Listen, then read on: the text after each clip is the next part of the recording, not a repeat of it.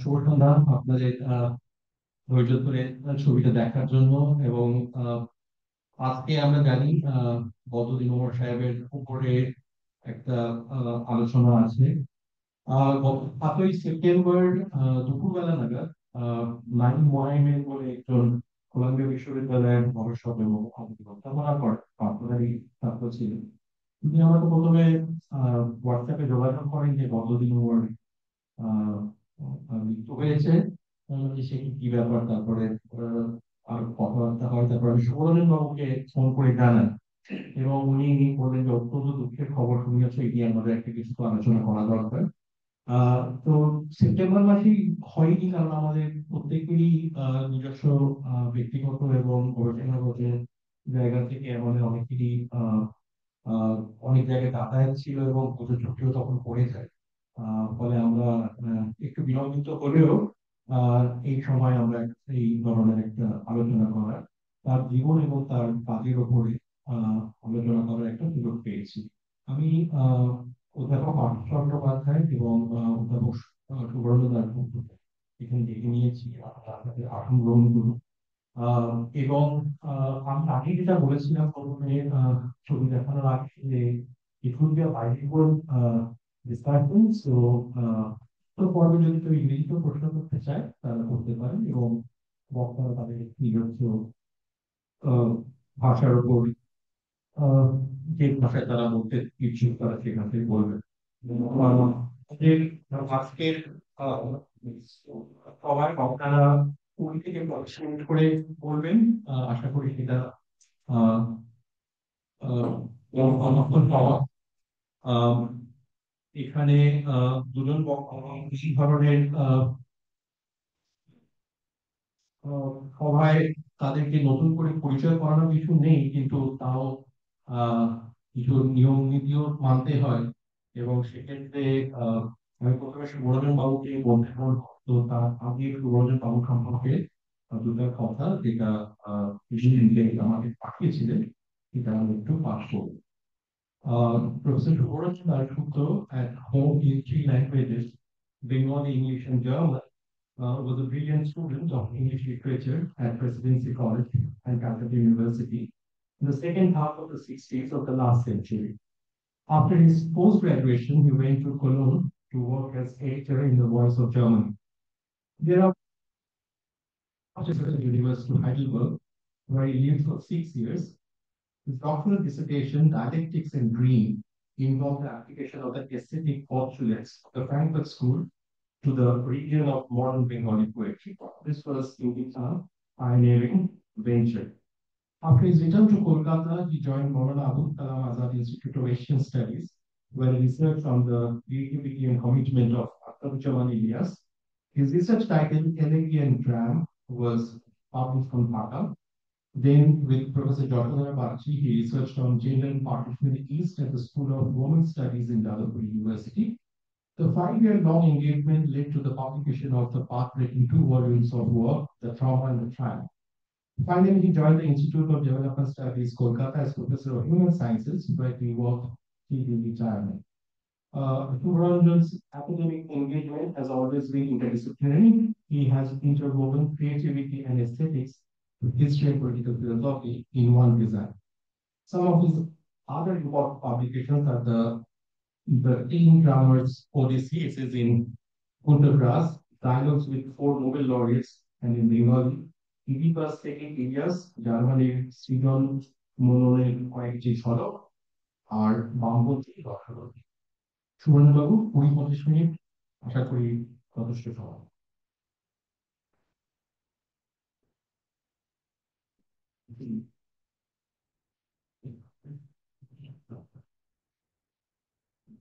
কলেজে পার্থ আমার সিনিয়র ছিলেন, সুতরাং প্রথমে পার্থ বললেই ভালো হতো, তবে পার্থ আমাকে অনুরোধ করেছেন বলতে, তাই আমি বলছি। আমি প্রথম থেকে শেষ পর্যন্ত বাংলায় বলবো, হয়তো কয়েকটা কথা বা শব্দ ইংরেজি ব্যবহার করব। তবে প্রশ্নোত্তর পর্বে আমার যদি কিছু বলার থাকে সেটা আমি আপনাদের পছন্দ অনুসারে হয় ইংরেজিতে বলবো, নয়তো বাংলা। উমর ভাইয়ের মৃত্যুর পরই মহিদুল আহমেদ ফোন করেছিল, তখন বিদেশে চলে যাচ্ছে। আমি তারপরে পার্থকে ফোন করি। পার্থ বললো, দেখো আমি নিজের থেকে সেন্টারকে কিছু বলবো না, কারণ আমি এখন সেন্টারের বাইরে। তবে সেন্টার যদি কোনো কিছুর আয়োজন করে আমি সেখানে অংশ নেব। তারপরে আমাকে ভাবতে বললো যে একটা কথা তোমাকে বুঝতে হবে শুধু, 60 দশকের দ্বিতীয় বা 70 দশকে আমরা যেভাবে এখানে সমরবাবু এবং ওখানে বদরুদ্দিন মোড়কে দেখেছিলাম, আমাদের প্রজন্ম কি আজ সেভাবে এইগুলিকে দেখে? অত্যন্ত প্রধানযোগ্য। সমরবাবুকে আমরা কতটা এই বাংলায় মনে রেখেছি আর আমি জানি না।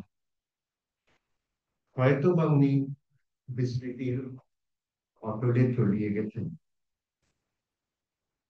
কিন্তু উমর ভাইয়ের মৃত্যুর পর মনে হলো, হয়তো বা যদি না ভুল করি, বাংলাদেশের অতীব অল্প সংখ্যক মানুষ উমর ভাইকে তার নীতি তার পথ মানুষ যাই না মানুষ সে অন্য কথা এখনো শ্রদ্ধার চোখে দেখে, ভালোবাসার চোখে দেখে, প্রগাঢ় ভালোবাসা, গভীর ভালোবাসা। আমি অতীব অল্প সংখ্যক বলছি, কারণ বাংলাদেশে যদি আজ উমর ভাইয়ের অনুরাগীর সংখ্যা অনেক হতো, তাহলে বাংলাদেশের সামাজিক ছবিটাই অন্য হতো। আজকে বাংলাদেশে উমরের ভাইয়ের অনুগতের সংখ্যা অতীব অল্প সংখ্যক হতে পারত। আমি আমার বন্ধু, আমার ঘনিষ্ঠতম আব্দুল্লাহ খানকে ফোন করেছিলাম। উনি এখন হায়দ্রাবাদে বাস করেন। তো উনি বললেন আমাকে যে, দেখো শুভ, 60 দশকে তোমাদের রাজনীতি ওখানে এবং ঢাকায় বাংলাদেশে আমাদের রাজনীতি, বাংলাদেশ এবং পাকিস্তান রাজনীতির মধ্যে একটা পার্থক্য ছিল, সেটা তুমি জানো। তোমার মতো আমিও তখন ঢাকা বিশ্ববিদ্যালয়ের ছাত্র। আমরা তখন 3টে বই একেবারে বাইবেলের মতো পড়তাম কুমোর ভাইয়ের। পূর্ববঙ্গের সেই 3টে বই হলো, বলছি আমি নাম করছি আপনাকে, আমি 3টে বই পড়িনি, আমি একমাত্র এক। প্রথম বই সাম্প্রদায়িকতা 1963, সংস্কৃতির সংকট 1967, সাংস্কৃতিক সাম্প্রদায়িকতা 1969। তারপরে ফারুক বললেন যে, শুভ তুমি যদি মনে করো যে ভাষা আন্দোলনের পর বাঙালি সত্তা সম্পূর্ণ বিজয় অর্জন করেছিল, তুমি ভুল বলছো, সেটা হয়নি। তারপরেও পাকিস্তানি শাসকেরা আপ্রাণ চেষ্টা চালিয়েছিল আমাদের প্রকৃত অর্থে মুসলমান। তখন কিন্তু আমরা যথাযোগ্য শিক্ষা নিয়েছিলাম এই 3টি বইয়ে। এই 3টি বই আমাদের দেখিয়েছিল যে পশ্চিম পাকিস্তান শুধু যে অর্থনৈতিক শোষণ করছে তা নয়, ওই শোষণকে ঔপনিবেশিক শোষণ বলবো না কি বলবো না সেটা নিয়ে বিতর্ক হচ্ছে, আমি তার মধ্যে যাচ্ছি না। তারা কিন্তু তখনও আপ্রাণ চেষ্টা চালিয়ে গেছে আমাদের সত্তা, আমাদের আমাদের ঐতিহ্য, আমাদের ইতিহাস, আমাদের সংস্কৃতিকে প্রায় নিশ্চিহ্ন করে দিচ্ছে। তারা পারেনি, কারণ আমরা তখন উমর ভাইয়ের ছাত্র। এবং আরেকটি, তার কথা আমি আজকে বেশি বলছি না, সুনীতি চট্টোপাধ্যায় স্নেহধন্য মোহাম্মদ শহীদ। এই প্রসঙ্গে ফারুক বলেছিল, শুভ তোমাকে বুঝতে হবে রবীন্দ্রনাথকে তোমরা পেয়েছো অনিবার্য উত্তরাধিকারের সূত্রে। আমাদের রবীন্দ্রনাথকে সংগ্রামের মধ্য দিয়ে অর্জন করতে হয়েছে। তা সে যাই হোক, আমি এখন সেই 60 দশকে ফিরে যাচ্ছি। দ্বিতীয়ার্ধের 60 দশক প্রেসিডেন্সি কলেজ। আমরা তখন প্রতি সপ্তাহে চাতক পাখির মতন দুটি সাপ্তাহিকের অপেক্ষা করতাম। একটা সমরসেন সম্পাদিত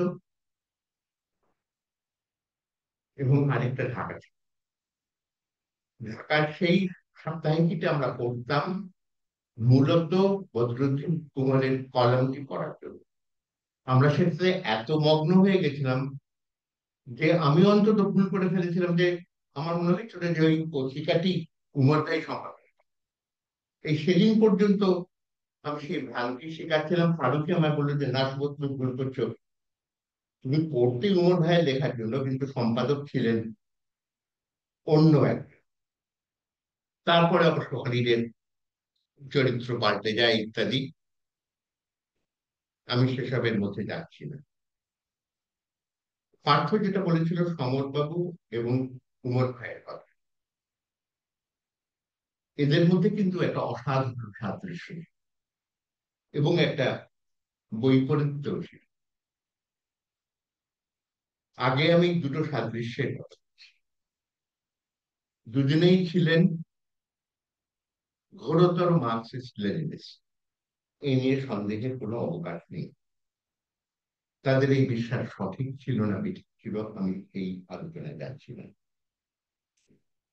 সমরবাবুই একমাত্র বাঙালি বামপন্থী কবি যিনি তার কবিতায় সরাসরি মার্কসের উক্তি তুলে নিয়েছিলেন এবং তার কবিতার অংশ করেছিলেন বিং ডিটারমিনস কনসিয়াসনেস।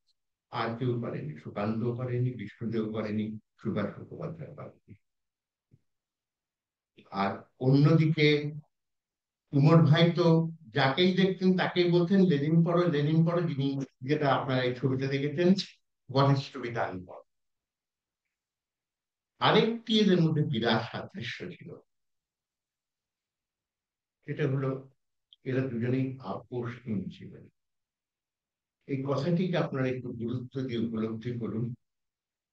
আমরা আমাদের মধ্যবিত্ত বাঙালি সমাজে কলকাতায় ঢাকায় কজনে এদের মতো চূড়ান্ত অর্থে আপোষহীন?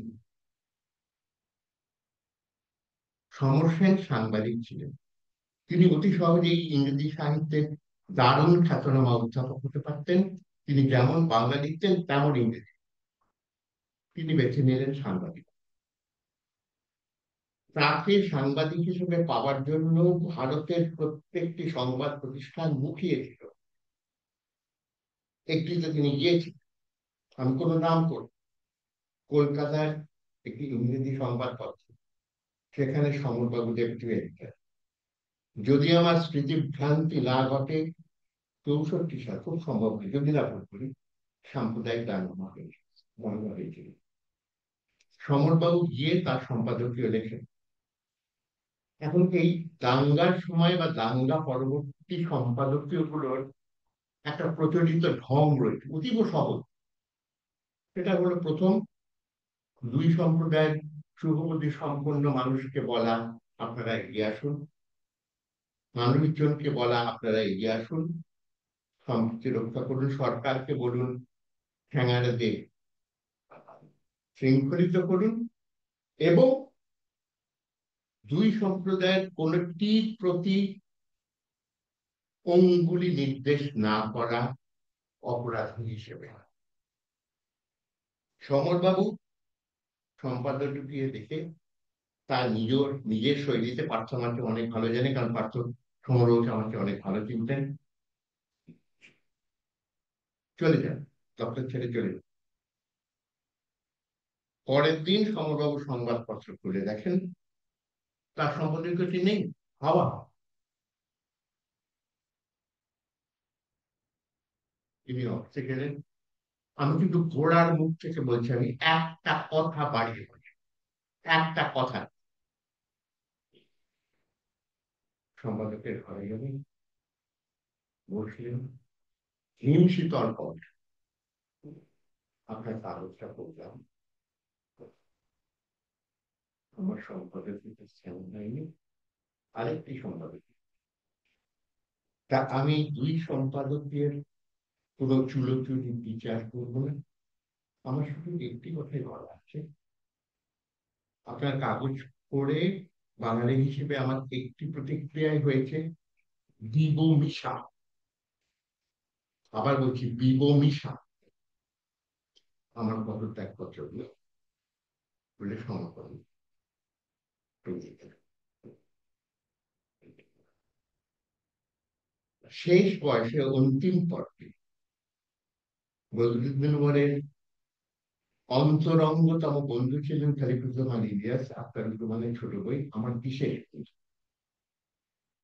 তা আমি খালিকুজ্জামান ভাইকে বললাম যে দেখুন, কলকাতায় এটা ঘটেছিল সমরবাবুর সঙ্গে, তা এখন ঢাকায় যদি একটা অনুরূপ ঘটনা ঘটতো বদরুদ্দিন উমরের সঙ্গে, উনি কি করতেন?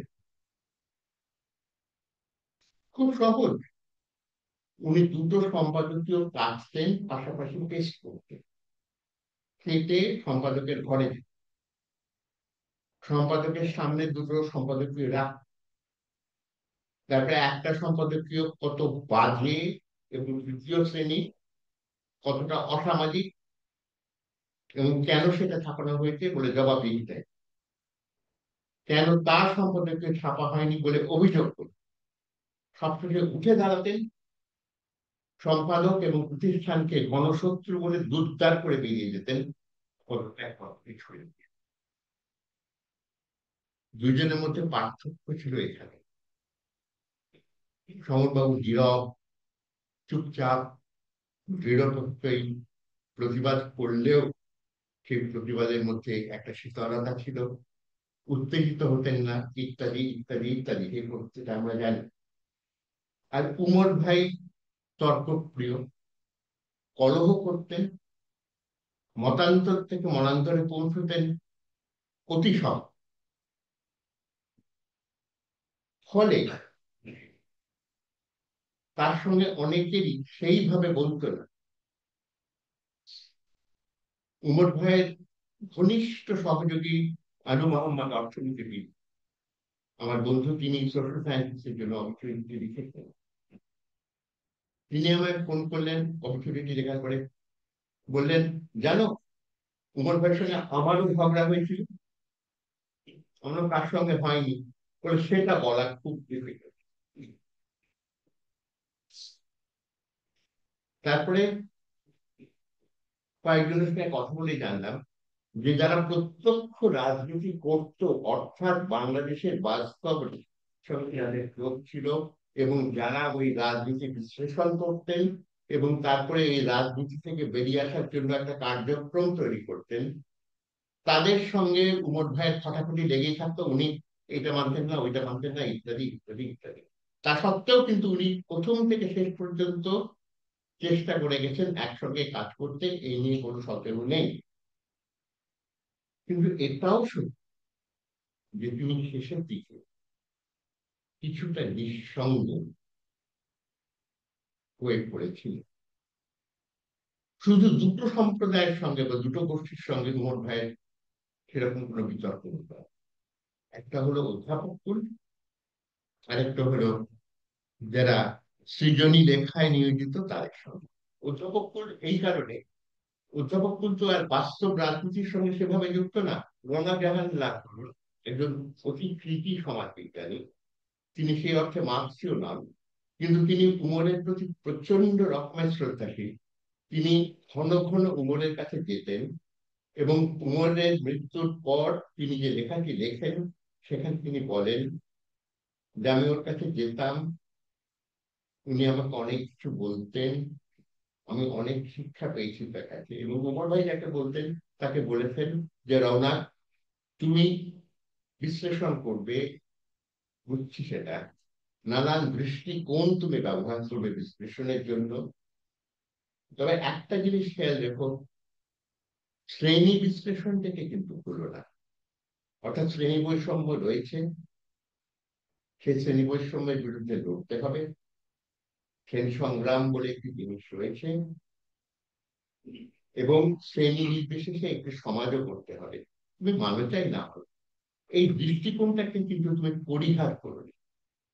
রোনাক লিখেছেন ডেইলি স্টারে যে আমি তার এই উপদেশটাকে গ্রহণ করেছি এবং যতটা সম্ভব ব্যবহার করে।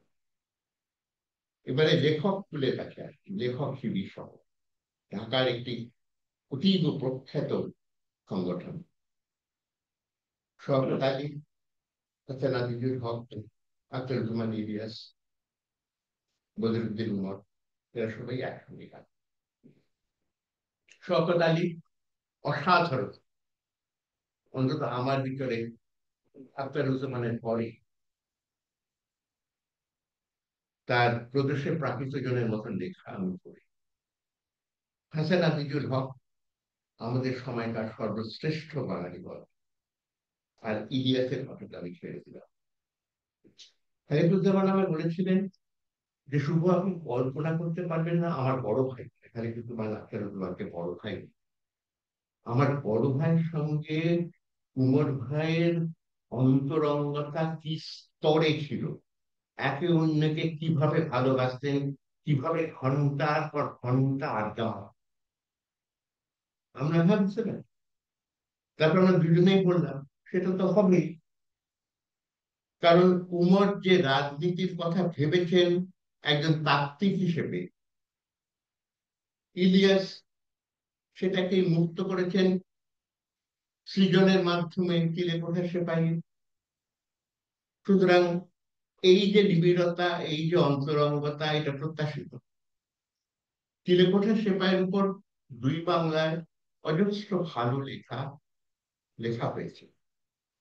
আমি আত্মপ্রচার করছি না, কিন্তু খালেকুজ্জামান ভাই আর আমি একটি বই পার করছি, ঢাকা থেকেই পার হবে, Ilias speaks and others speak about. সেখানে কিন্তু আমরা উমর ভাইয়ের লেখাটাই নিয়েছি, চিলেকোঠার সেপাই, অতীব প্রাঞ্জলে, কোনো তত্ত্ব কটকটি নেই,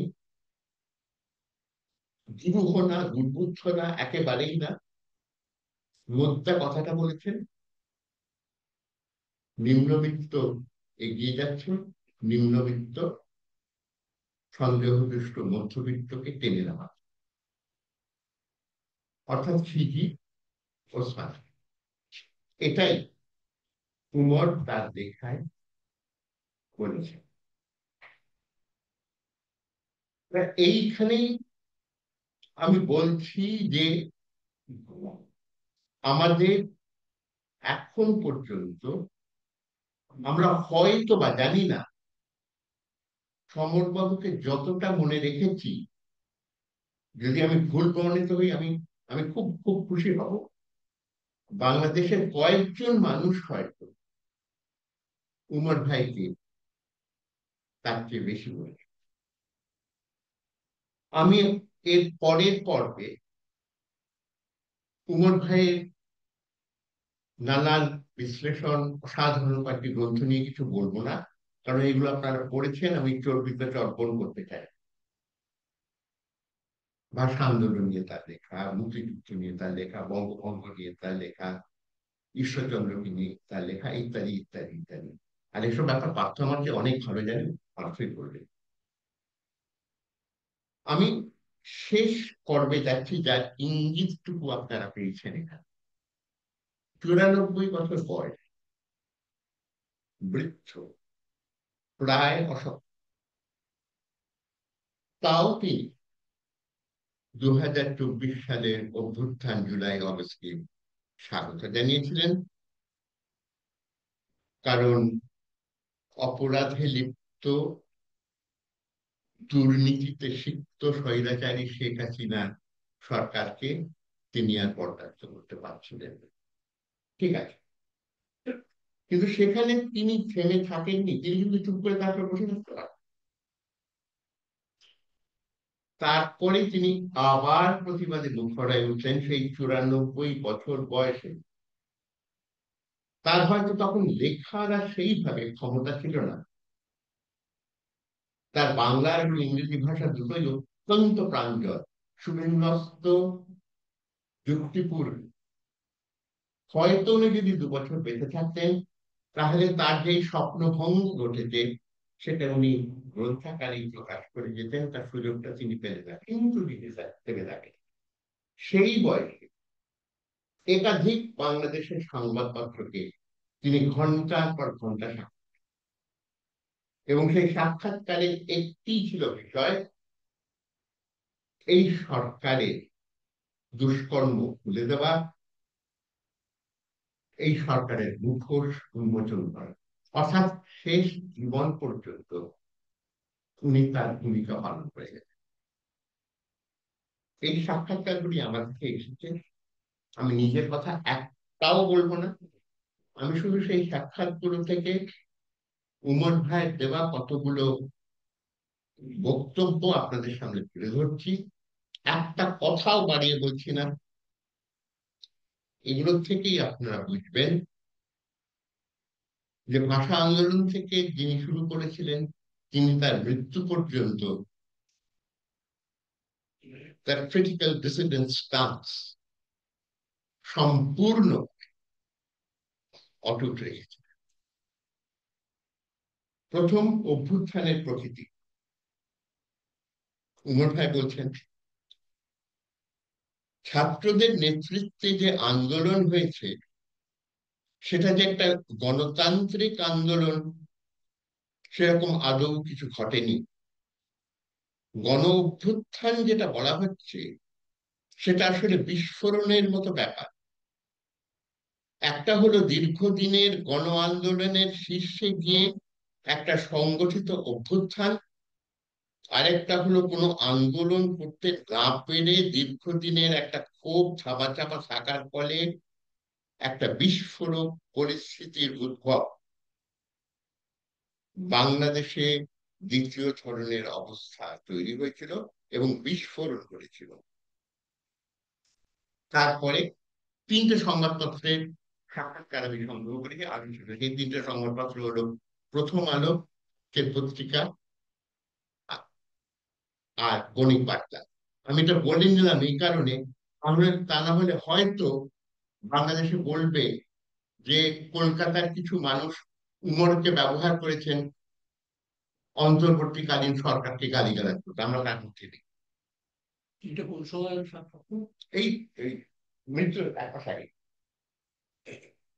তারপরে সব থেকে বড় অভিযোগ, 5ই আগস্টের গণ অভ্যুত্থানের পর দেশে দক্ষিণপন্থীদের সুস্পষ্ট উত্থান ঘটেছে। রাজনীতি রাজনীতিতে ধর্ম ও ধর্মীয় মৌলবাদের ব্যবহার উত্তর উত্তর বেড়েই চলেছে। শুধু ইসলামিক দলগুলি নয়, তরুণদের নেতৃত্বে গঠিত নতুন দল জাতীয় নাগরিক পার্টিও এই ধর্মীয়তা ব্যবহার করে ফেলেছে।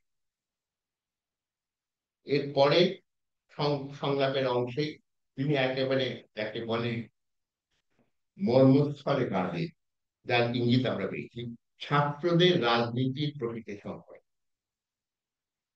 আই কোট, ছাত্রদের নেতৃত্বে যে পার্টি হয়েছে সে পার্টির বক্তব্যে শ্রমিক, কৃষক, মেহনতি মানুষ নিয়ে কোনো কথা নেই।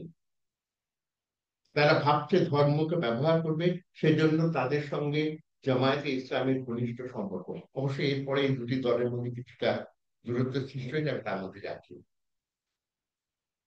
অবশেষে চূড়ান্ত বিষয়, আজকের পত্রিকায় প্রদত্ত সাক্ষাৎ, হাইকোর্ট, অভ্যুত্থানের সময় ছাত্রদের নেতাদের কাছে কোনো টাকা পয়সা ছিল না, এখন তাদের মধ্যে কোটি কোটি টাকার খেলা চলছে। এত টাকা তারা কিভাবে খরচ করছে এবং এত টাকা তারা কোথা থেকে পেয়েছে এবং কে দিয়েছে, এখানে তো কোনো স্বচ্ছতাই নেই। পরিষ্কার বোঝা যাচ্ছে এখানকার সব শিল্পপতি এবং ব্যবসায়ীরা তাদের টাকা দিচ্ছে।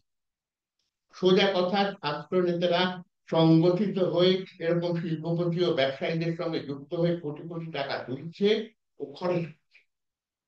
শুধু যে সাংগঠনিক কাজে খরচ করছে তাই নয়, দেখা গেল এদের এক নেতা শতাধিক গাড়ির বহর নিয়ে তার এলাকায় গেছে।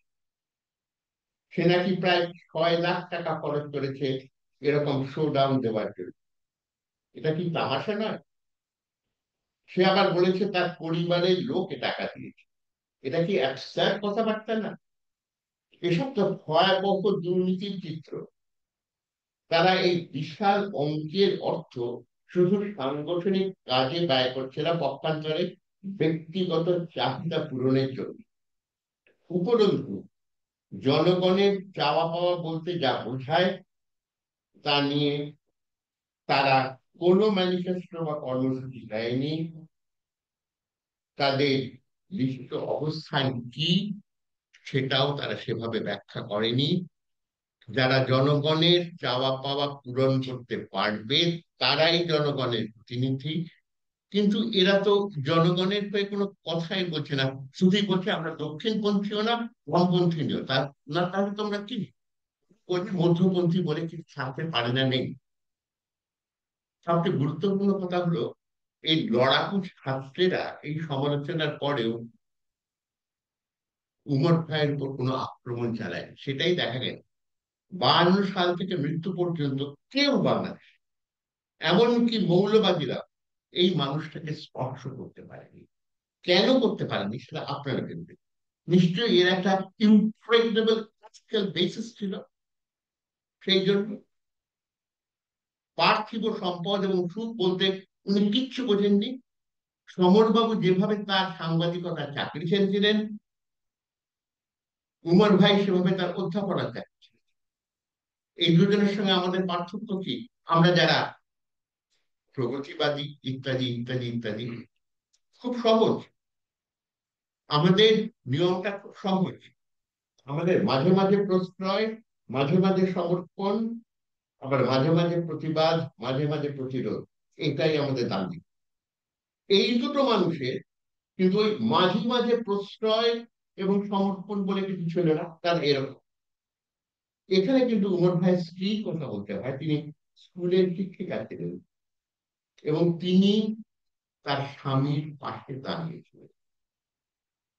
অমিয়দা আমাকে একটা কথা বলেছিলেন, শুভ, behind every man's success and progress stand a woman who is often not seen.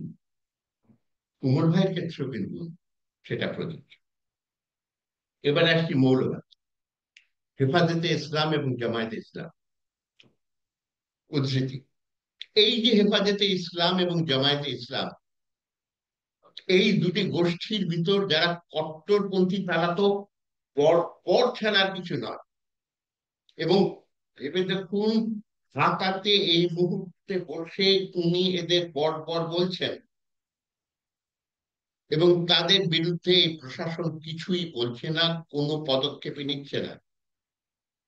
আমাদের দেশে বর্তমানে যেসব বর্বরচিত অপকর্ম ঘটে চলেছে তার শিক্ষা ধর্মীয় প্রতিষ্ঠান থেকেই আসে।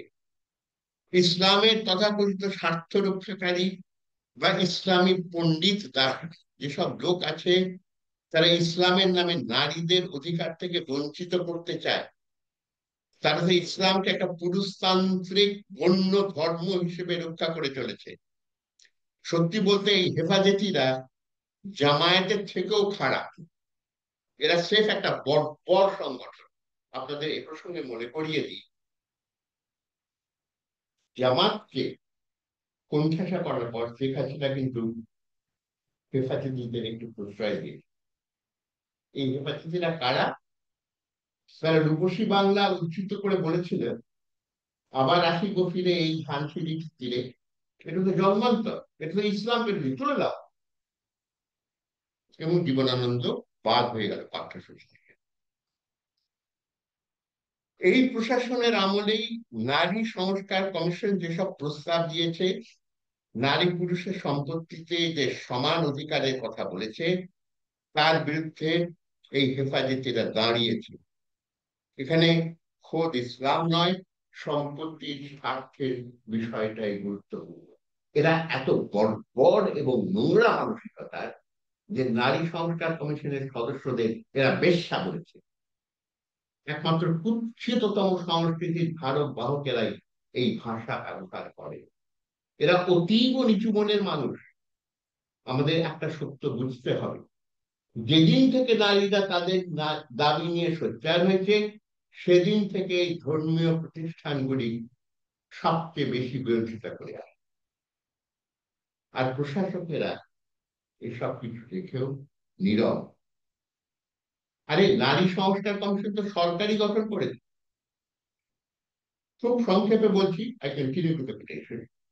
রাজনৈতিক কি জটিল আদৌ নয়, পুরোপুরি খোলা। নানা ধরনের স্বার্থ এতে মাথাচাড়া দিচ্ছে, এবং যেহেতু একটা অনির্বাচিত সরকার ক্ষমতায়, সেই তারা নির্দিষ্ট অবস্থান নিতে পারছে না। বামপন্থী দলগুলির কোনো সক্রিয়তা দেখা যাচ্ছে না। উমর ভাই কিভাবে বামপন্থী আন্দোলনকে দেখেছেন সেটা একটা অন্য বিষয়, সেটা আমি আর তার মধ্যে এখন যাচ্ছি না। ফলে এই অবস্থায় চূড়ান্ত দক্ষিণপন্থীদের রাজত্ব চলছে। এদের পরিচালনা করছে একদিকে ধর্মীয় মৌলবাদ এবং অন্যদিকে অসৎ উপায় অর্জিত অঢেল অর্থের মালিক। সোজা কথা, বর্তমানে দক্ষিণপন্থীরাই দেশের রাজনীতি কবজা করে রেখেছে। অগাস্টের অভ্যুত্থানের পরে দেশে জনগণের শক্তির আবির্ভাব কথায় ঘটেনি। শিক্ষার্থীদের দলটির বামপন্থী কোনো পরিচয় নেই। অতীতের ব্যাপক ও তীব্র ছাত্র রাজনীতির সঙ্গে তুলনা করলে এদের অবস্থান দেখে সত্যি বিস্ময়ের সৃষ্টি হয়। এরা দক্ষিণপন্থী ও প্রতিক্রিয়াশীল ছাড়া আর কিছু নয়। দ্রুত নির্বাচন না হলে এই সর্বশেষ নৈরাজ্য আরো বড়। আর অবশ্য একই সঙ্গে স্বীকার করতে হবে যে আগামী দিনে নির্বাচিত সরকার ও শ্রেণীর বৃত্তের মধ্যে আটকে থাকবে। তারা যে খুব গণতান্ত্রিক ও বিপ্লবী হবে এমনটি ভাবার কোনো অবকাশই নেই। তবে যাই হোক, জুলাই অভ্যুত্থানের একটি ইতিবাচক ফল হলো জনগণের মানসিকতার পরিবর্তন। তারা জানিয়ে দিয়েছে যে নির্বাচনে নির্বিচার নির্যাতন তারা আর সহ্য করবে না। যে দলটি নির্বাচনে জয়ী হবার সম্ভাবনা সব থেকে বেশি, অর্থাৎ সংগঠিত বিএনপি, এই প্রবণতা সম্পর্কে এখন সচেতন। বিএনপি নেতারাই বলেছে, আওয়ামী লীগের মতো কাজ করলে আমাদেরও উৎখাত অনিবার্য। এরপরে আসছি সংস্কার। সংস্কার নিয়ে এই অন্তর্বর্তীকালীন সরকার অনেক কথা বলে। তাই প্রথম আলোকে দেওয়া সাক্ষাৎকার হাইকোর্ট। সংস্কার কিসের সংস্কার? এই সরকার ও শাসক শ্রেণীর খেদমতগার হিসেবে থাকায় সেখানে এক বছরে এমন কিছু সংস্কার হয়নি যেটাকে আশাবাদী হওয়ার মতন ব্যাপার বলা যেত। তাছাড়া মৌলিক সংস্কার করতে গেলে সরকারের কিছু ক্ষমতার প্রয়োজন হয়, কিন্তু সে ধরনের ক্ষমতা এই সরকারের নেই। যেমন সংবিধান সংস্কার একটি অনির্বাচিত সরকার করতে পারে না। শিক্ষা, স্বাস্থ্য, পুলিশ প্রশাসনের ক্ষেত্রে অনেক অনেক সংস্কারের প্রয়োজন রয়েছে। সেগুলো এই সরকারের পক্ষে বাস্তবায়ন করা সম্ভব নয়। এর একমাত্র কাজ হতে পারে নির্বাচন ব্যবস্থার জন্য প্রয়োজনীয় ন্যূনতম সংস্কার প্রণয়ন করে নির্বাচনের ব্যবস্থা করা। এ প্রসঙ্গে আইএমএফ এর ঋণদানের প্রশ্নটি ওঠে। এই ঋণদানের অন্যতম শর্ত ছিল পণ্যের মূল্যবৃদ্ধি করতে হবে। এর ফলে সাধারণ মানুষের অবস্থা আরো কাহিল হয়ে যায়, যার জন্য কয়েকদিনের আগে স্বয়ং অর্থ উপদেষ্টা অতিষ্ঠ হয়ে বলেন, আমরা আইএমএফ এর পিছায় চলব। তারপরে উমর বলছেন, কিন্তু এ কি আদৌ সম্ভব? কিন্তু আগে ভাগেই নিজেকে বেঁচে বসে আছে। স্বীকার করছি ব্যাংকিং সেক্টরে কিছু সংস্কার সাধিত হয়েছে, তবে তার যৎ সামান্য। প্রকৃত অর্থনৈতিক সংস্কার শিক্ষা, শিল্প, কৃষির ক্ষেত্রে আদৌ হয়নি, কারণ গত অভ্যুত্থানের মাধ্যমে উৎপাদন ও মালিকানা সম্পর্কের কোনো পরিবর্তনই হয়নি। এমনকি ব্যবসায়ী ও দালালদের কর্তৃত্ব বেড়েছে, বৈঠক করেনি। অতএব একটি সম্পদশালী শ্রেণীর স্বার্থে প্রশাসন নিয়োজিত, তাই প্রকৃত গণসংস্কারের আশাও সুদূর করা হবে। এই সরকারের কার্যক্রম আজকের কথা। এখন প্রশাসনের উপদেষ্টারা নানা ধরনের কথা বলছেন, এই করবো সেই করবো, অমুক করবো তমুক করবো, কিন্তু এখন পর্যন্ত কি করতে পেরেছে? উপরন্তু প্রশাসনে অনেক কিছু ঘটলে তাদের সরকারের কোনো নিয়ন্ত্রণ আছে বলে মনে হয় না। একটি দৃষ্টান্ত, নিষিদ্ধ আওয়ামী লীগের নেতারা নাকের ডগা দিয়ে বিদেশে চলে যাচ্ছে। যত হইচই চলে যাওয়ার পর যখন তারা কলকাতায় নিউ টাউনে স্থায়ী, নিরাপদ এবং সফল। আরেকটি দৃষ্টান্ত, শিক্ষা ব্যবস্থা সংক্রান্ত কোনো কমিশন করতো না, অথচ ছাত্রীরাই নাকি আন্দোলনকে নেতৃত্ব দিয়ে। অতঃপর সাংবাদিক জিজ্ঞেস করলেন এরপরে কি? এটা পুনরাবৃত্তি, কারণ এটা আপনারা দেখেছেন, তবুও বলছি, what is to be done পড়ো, ফুটিয়ে পড়ো, বারবার পড়ো। বর্তমানে নিস্তেজ নিষ্ক্রিয় বামপন্থী দলগুলোকে সক্রিয় হয়ে উঠতে হবে, বামপন্থী চেতনার বিকাশ ঘটাতে হবে, বামপন্থী সংগঠন গড়ে তুলতে হবে, শ্রমিক কৃষক নিম্নবিত্তকে নিয়ে সংগ্রামী ঐক্য সুনিশ্চিত করতে হবে, কঠিন শ্রেণী সংগ্রামে নিয়োজিত হতে হবে। এর কোনো বিকল্প নেই। আমি এই বর্তমানের প্রেক্ষিত দিয়ে শেষ করতে চাই না, কারণ উমর ভাই মূলত ইতিহাসবিদ। আমরা আরেকজন মানুষকে প্রায় ভুলে গেছি, তিনি অক্ষয় কুমার ভাস্কর, বাংলাদেশের একজন স্কলার, মোহাম্মদ সাইফুল ইসলাম, বাংলা একাডেমির গবেষক। তিনি পুরোপুরি নিবেদিত অক্ষয় কুমার দত্তের প্রতি। এবং ওই যে আমি বলেছি, এখনো অতীব অল্প সংখ্যক মানুষ উমরকে তার যথাযোগ্য মর্যাদা দেয়।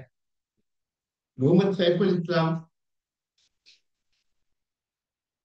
অক্ষয় কুমার দত্তের শ্রেষ্ঠ প্রবন্ধ সংকলন যেটি বার করেছেন, সেটি তিনি উৎসর্গ করেছেন উমর ভাই। উমর ভাই কোন গল্পে একটি ছোট্ট নান্দিমুখ, কিন্তু সেই নান্দিমুখের ভাষা এবং বিশ্লেষণ এত প্রাঞ্জল যে আমি সেই উদ্ধৃতিটুকু দিয়েই শেষ করছি। অর্থাৎ আমি ফিরে যাচ্ছি উমরের ইতিহাস সাথে। উমর লিখছেন, অক্ষয় কুমার দত্তের কর্মজীবন ও কর্মের সাথে পরিচয় আছে এমন লোকের সংখ্যা এখন হাতে গোনা। এমনকি শুধুমাত্র তার নাম জানেন এমন লোকের সংখ্যা বিদ্যান্ত সমান। অথচ অক্ষয় কুমার 19 শতকের বাংলা ভাষা নির্মাণের অন্যতম প্রধান শিল্পী, এমনকি বলা চলে সর্বপ্রধান শিল্পী। অর্থাৎ বিদ্যাসাগর চেয়েও তার মূল্য বেশি উমরের হবে।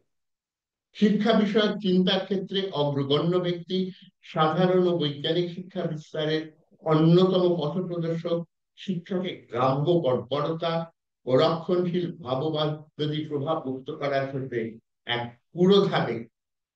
এদিক দিয়ে তার তুলনা একমাত্র ঈশ্বরচন্দ্র বিদ্যাসাগরের সাথে। কিন্তু কোনো কোনো ক্ষেত্রে অক্ষয় কুমারের দৃষ্টিভঙ্গি ও চিন্তা বিদ্যাসাগরের দৃষ্টিভঙ্গি ও চিন্তার থেকেও অগ্রসর ও প্রগতিশীল। বদরুদ্দিন। আমি এখানে শেষ করছি। আমি যদি আপনাদের ক্লান্ত করে থাকি, আমি ক্ষমা।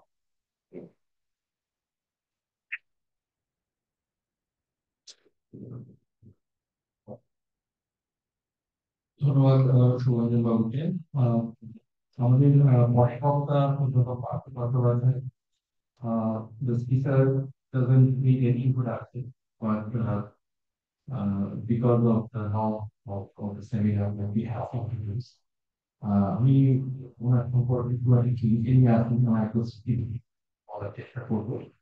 প্রথম পার্থ চট্টোপাধ্যায় 5ই নভেম্বর 1947 সালে জন্মেছিলেন কলকাতাতে। স্কুলের গণ্ডি পার করে 1964 সালে প্রেসিডেন্সি কলেজ কলকাতায় উনি রাষ্ট্রবিজ্ঞানে ভর্তি হন। 1967 সালে প্রথম শ্রেণীতে স্নাতক হওয়ার পরে উনি রচেস্টার বিশ্ববিদ্যালয়ে চলে যান। 1971-72 সাল নাগাদ উড্রো উইলসন ফেলোশিপ নিয়ে উনি ওনার 72 সালে রচেস্টারে পিএইচডি শেষ করেন। ইতিমধ্যেই তিনি 1971 সালে রচেস্টারে খুব অল্প সময়ের জন্য assistant professor of political science হিসেবে তার নিয়োগপত্র পান, কিন্তু কলকাতা প্রেসিডেন্সি কলেজে চলে আসেন এবং অল্প সময়ের জন্য সেখানেও ওরা যেন ওরা পড়েন। তারপর উনি রিটার হিসেবে গুরু নানক বিশ্ববিদ্যালয়ে অমৃতসরে যান এবং সেখানে এই সময় কর্তৃপক্ষের সঙ্গে ঝামেলা হওয়ার কারণে, এটা একটা বড় কারণ, তার জন্য তিনি কলকাতা ফিরে আসেন এবং 1973 সালে এই বাড়িতেই তিনি ফেলো অফ পলিটিক্যাল সায়েন্স হিসেবে জয়েন করেন। 1975 সালে তার প্রথম বই, যেটা তার ডক্টরাল থিসিস ছিল রচেস্টারে, আর্মস অ্যালায়েন্স অ্যান্ড স্টেবিলিটি, আন্তর্জাতিক সম্পর্কের একটা উপরে খুব গেম থিওরি বেসড একটা খুব বই, যিনি আলোচনা খুব কম করা হয় ওনার সম্পর্কে যখন আলোচনা করা হয়। কিন্তু তার পরের দিকে যে বইগুলো তিনি লিখেছেন, আমি অবশ্যই সম্পাদিত বইগুলোর দিকে যাচ্ছি না। ইংরেজিতে উনি নিজে একা যে বইগুলো লিখেছিলেন, ল্যান্ড কোয়েশ্চেন বিশেষ করে, যেটা বদরুদ্দীন উমরের কাজের উপর অনেকটা উনি সাহায্য নিয়েছেন একটা সময়। এবং তারপরে nationalist thought in the colonial world 86 সালে, ন্যাশনালিস্ট ফ্র্যাগমেন্টস 93, 97-এ 50 বছর যখন ভারতের স্বাধীনতা লাভ হয়, পসিবল ইন্ডিয়া এবং the present history of West Bengal, 2002-তে প্রিন্স ইম্পোস্টার, এবং 2004-এ দ্য পলিটিক্স অফ দ্য গাভার, এবং পরের দিকে দ্য ল্যাকুর অফ এম্পায়ার ভারতে। আহ, এবং সম্প্রতি উনি 3টে বই লিখেছেন, 2020-তে আই এম দ্য পিপল, 2022-এ the truths and lies of nationalism as told by charmer, and সম্প্রতি 2025 সালে অগাস্ট মাসে ফর জাস্ট রিপাবলিক।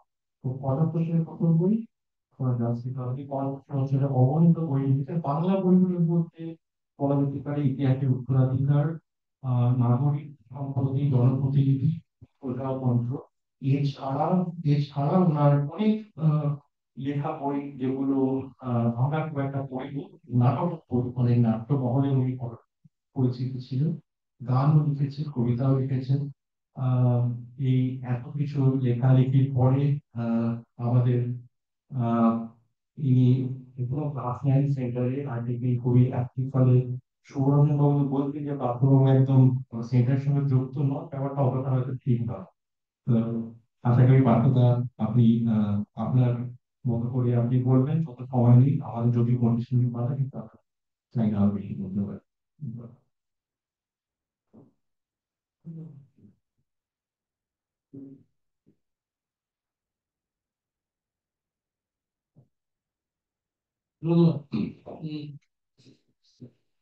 প্রথমত অনেকটাই বদরুদ্দীন আমার পক্ষে আহ,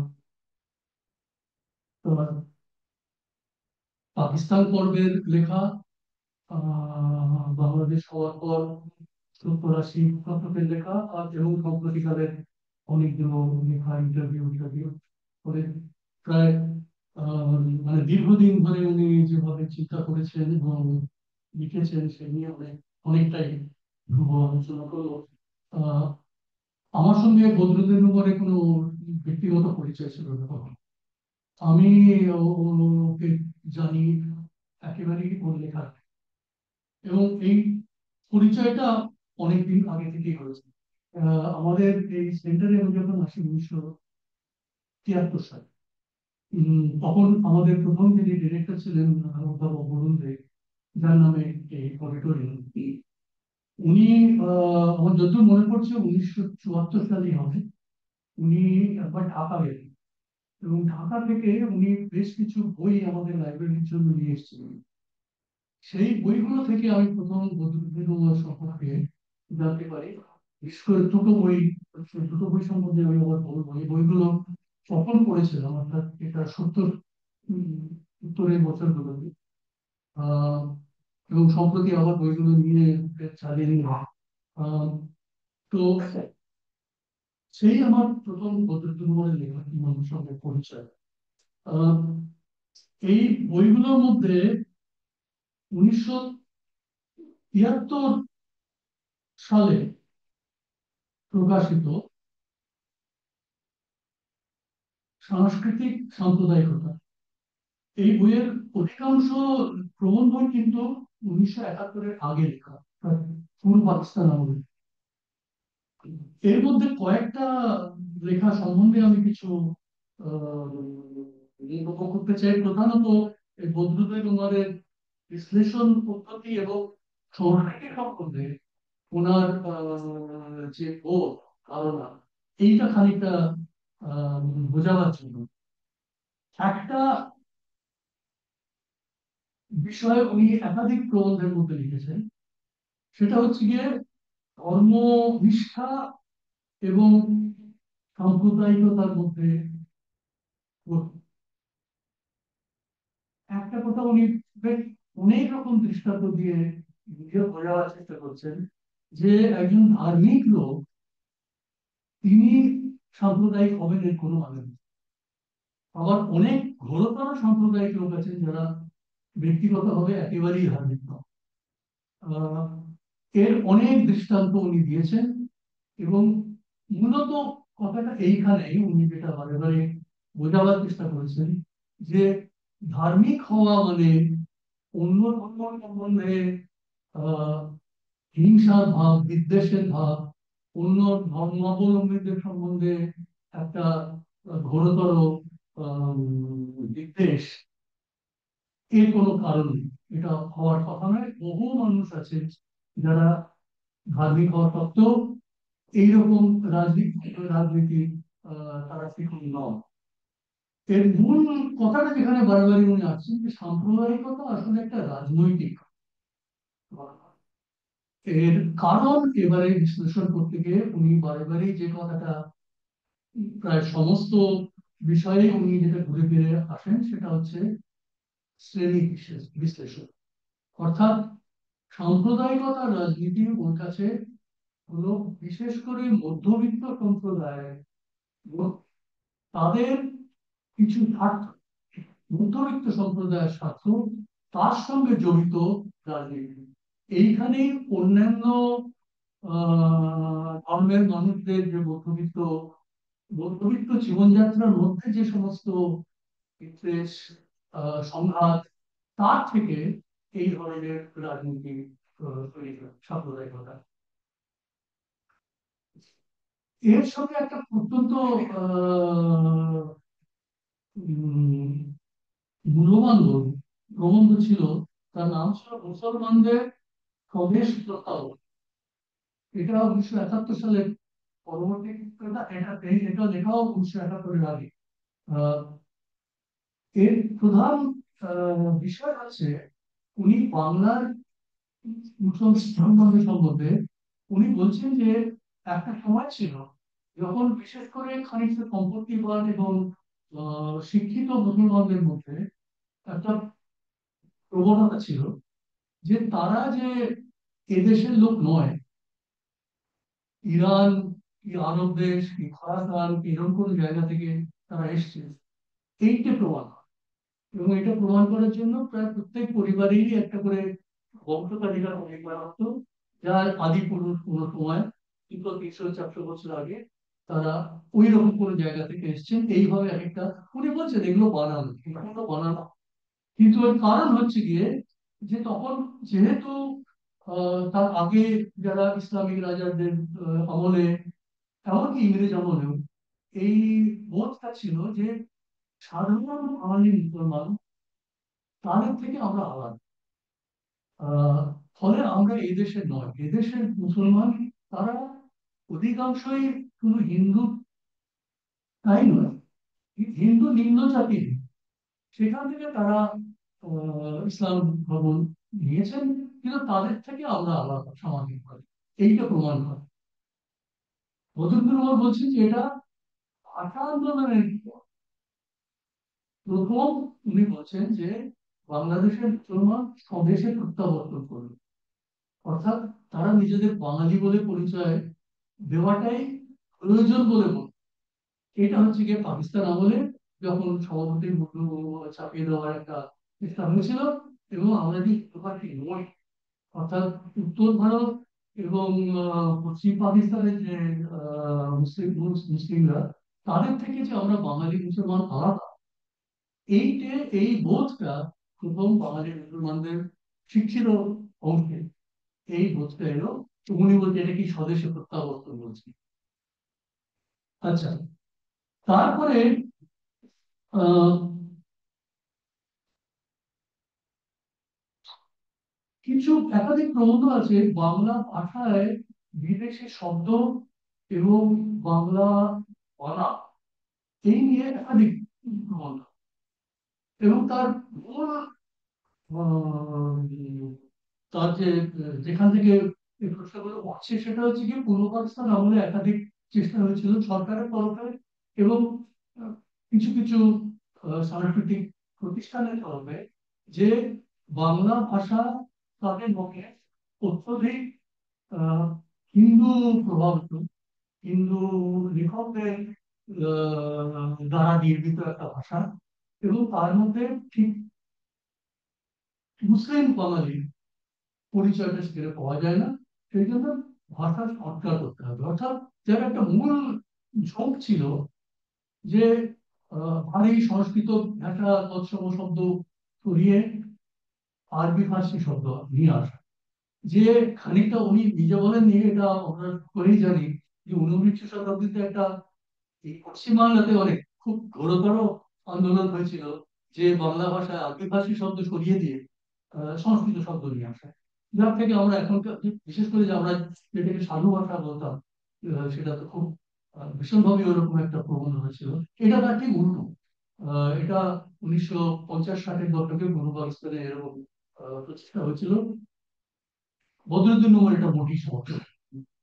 একাধিক প্রবন্ধে উনি এটা বলেছেন যে এক একটা ভাষার এক একটা স্বাভাবিক নিয়ম আছে এবং সেই স্বাভাবিক নিয়মে কিছু কিছু ধরনের শব্দ এবং বাক্যরীতি এগুলো সহজাত হয়ে গেছে। সেখান থেকে জোর করে একটা নতুন জিনিস চাপিয়ে দিলে সেটা কখনোই আহ মানে ভাষা ব্যবহারের ক্ষেত্রে সেটা মোটেই আহ ভালো। তো এই এই এই ধরনের কতগুলো এবং যেটা বললাম একাধিক প্রবন্ধ ছিল এই বইতে। একটা প্রবন্ধ বিশেষ করে আমি এটার কথা বলবো, সেটা হচ্ছে গিয়ে নজরুল ইসলাম সম্বন্ধে। নজরুল সম্বন্ধে ওনার একটা খুব খুব গুরুত্বপূর্ণ পর্যবেক্ষণ ছিল। উনি বলছেন যে সমস্ত বাঙালি সাহিত্যিকদের মধ্যে উনি অত্যন্ত শ্রদ্ধার কিন্তু উনি বঙ্কিম, রবীন্দ্রনাথ এবং শরৎচন্দ্র এই তিনজনের কথা বারে বারে এরা বাংলা, মানে এদের বাদ দিয়ে কোনো বাংলা সাহিত্য হয় না। কিন্তু এদের মধ্যে বাংলার মুসলিম সমাজ সম্বন্ধে এদের ধারণা এবং কৌতূহল হয়তো মোটেই বেশি ছিল না। এদের জ্ঞান ছিল না সেই তাদের সেই সমর্থ সম্বন্ধে। এদের লেখা থেকে ওরকম দু চারজন মুসলিম চরিত্র নিশ্চয়ই ছিল, কিন্তু মুসলিম সমাজ সম্বন্ধে সাধারণভাবে কোনো চিত্র এদের লেখায় পাওয়া যায় না। নজরুল ইসলাম সম্বন্ধে উনি বলছেন যে ইনি একমাত্র সাহিত্যিক যিনি, উনি বলছেন উনি মুসলিমও বটে হিন্দুও বটে এবং হিন্দু মুসলিম দুই সমাজে তাদের জীবনচর্চা, তাদের ধর্মভাব, তাদের উনি বলছেন তাদের সম্পূর্ণ সাংস্কৃতিক বোধ উনি আত্মসাৎ করে নিয়েছেন। যে কারণে নজরুলকে উনি বলছেন একমাত্র সম্পূর্ণ বাঙালি কবি। তো এই পর্যবেক্ষণটা এটা আবার হচ্ছে এটা উনি এটা নজরুল তখনও বেঁচে সেই সময় আহ, সেই সময়। তো তো এইটা হচ্ছে ওই প্রবন্ধের বইগুলো যেটা ওইরকম 1974-75 সালে গ্রহণ করেছিলাম।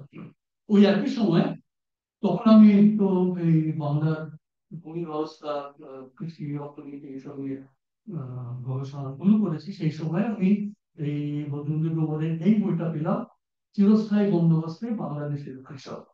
এই বইটা প্রথম 1972 সালে প্রকাশিত হয়েছিল ঢাকা থেকে। পরে আবার 1978 সালে আমি এবারে লাইব্রেরিতে দেখলাম যে সংস্করণটা এখানে আছে, সেটা 1978 সালে কলকাতা থেকে আবার এটা একটা সংস্করণ দিয়েছিল। তো এটাতে প্রধানত আহ, ভূমি ব্যবস্থা এবং জমিদারি ব্যবস্থা, যেটা ব্রিটিশ আমলে 1793-তে প্রথম যেটা চিরস্থায়ী বন্দোবস্ত পার্মানেন্ট সেটেলমেন্ট যেটা চালু হয়। আহ, সেই ব্যবস্থা সম্পর্কে সেটা কি করে চালু হলো, এর ঐতিহাসিক পটভূমি যেটা, এটা এখন আমাদের সকলের কাছে খুব সুন্দর পরিচিত। আহ, তার মধ্যে এই বদরুদ্দীন উমরের বইতে এটা যে সময় লেখা, সে সময় কত বেশি করে আহ, এই দিক থেকে, অর্থাৎ যেটা শ্রেণী বিশ্লেষণের দিক থেকে এরকম জাতীয় লেখা তখন বেশি ছিল না। সেই দিক থেকে এই বইটা তখন গুরুত্ব। আহ, মূল কথা ছিল যে চিরস্থায়ী বন্দোবস্তের পর যেটা পুরনো জমিদারি ব্যবস্থা, যারা পুরনো জমিদার, অর্থাৎ ব্রিটিশ আমলে নবাবী আমলের যারা জমিদার, আহ, সেই জমিদারি গুলো ভেঙে পড়ে। আহ, সেগুলো কিনে নেয় নতুন এক শ্রেণীর হিন্দু ব্যবসায়ী শ্রেণী, যারা আবার, তারা কেউই জমিদারিতে থাকতো না। তারা বেকারকে কলকাতায় বাস করতো, অ্যাবসেন্টি ল্যান্ডলর্ড যাকে বলা হতো। এবং তারা এই খাজনা আদায়ের জন্য তারা একাধিক, তাদের জমিদারিতে একাধিক হিন্দু, যাকে বলতো মধ্যপ্রান্ত, ইন্টারমিডিয়েট, এই ইন্টারমিডিয়েট তারা নিয়োগ করে। এবং এই ইন্টারমিডিয়েট আবার তারা শুধু যে খাজনা আদায় করতে তাই না, খাজনার উপরে উপরি নানা রকম আদায় করতো, এবং সেটা বহু ক্ষেত্রেই তারা জোর করে আদায় করতো। তো এর ফলে যেটা জমিদারি ব্যবস্থার প্রথম কথা, অত্যাচারের মাত্রাটা বেড়ে বেড়ে যায়। কৃষক নানা স্তর থেকে কৃষকের উপর যে আহ, কি বলে আহ, অত্যাচার, সেটা ভীষণভাবে বাড়ে। সাধারণ কৃষকের দুরবস্থা এর একটা বর্ণনা। আহ, এরপর বিংশ শতাব্দীতে এই জমিদার প্রজা সম্পর্ক নিয়ে এক ধরনের নতুন রাজনীতি শুরু হয়, যেটা এই কৃষক, যারা অধিকাংশ, কৃষক বলতে জমিদারের প্রজা, এই প্রজা আন্দোলন, এইটাই প্রধানত শুরু হতে থাকে 1920-30 সময় থেকে। এই জমিদার প্রজা সম্পর্ক নিয়ে এইবারে হিন্দু মুসলিম ভাগ একটা হয়।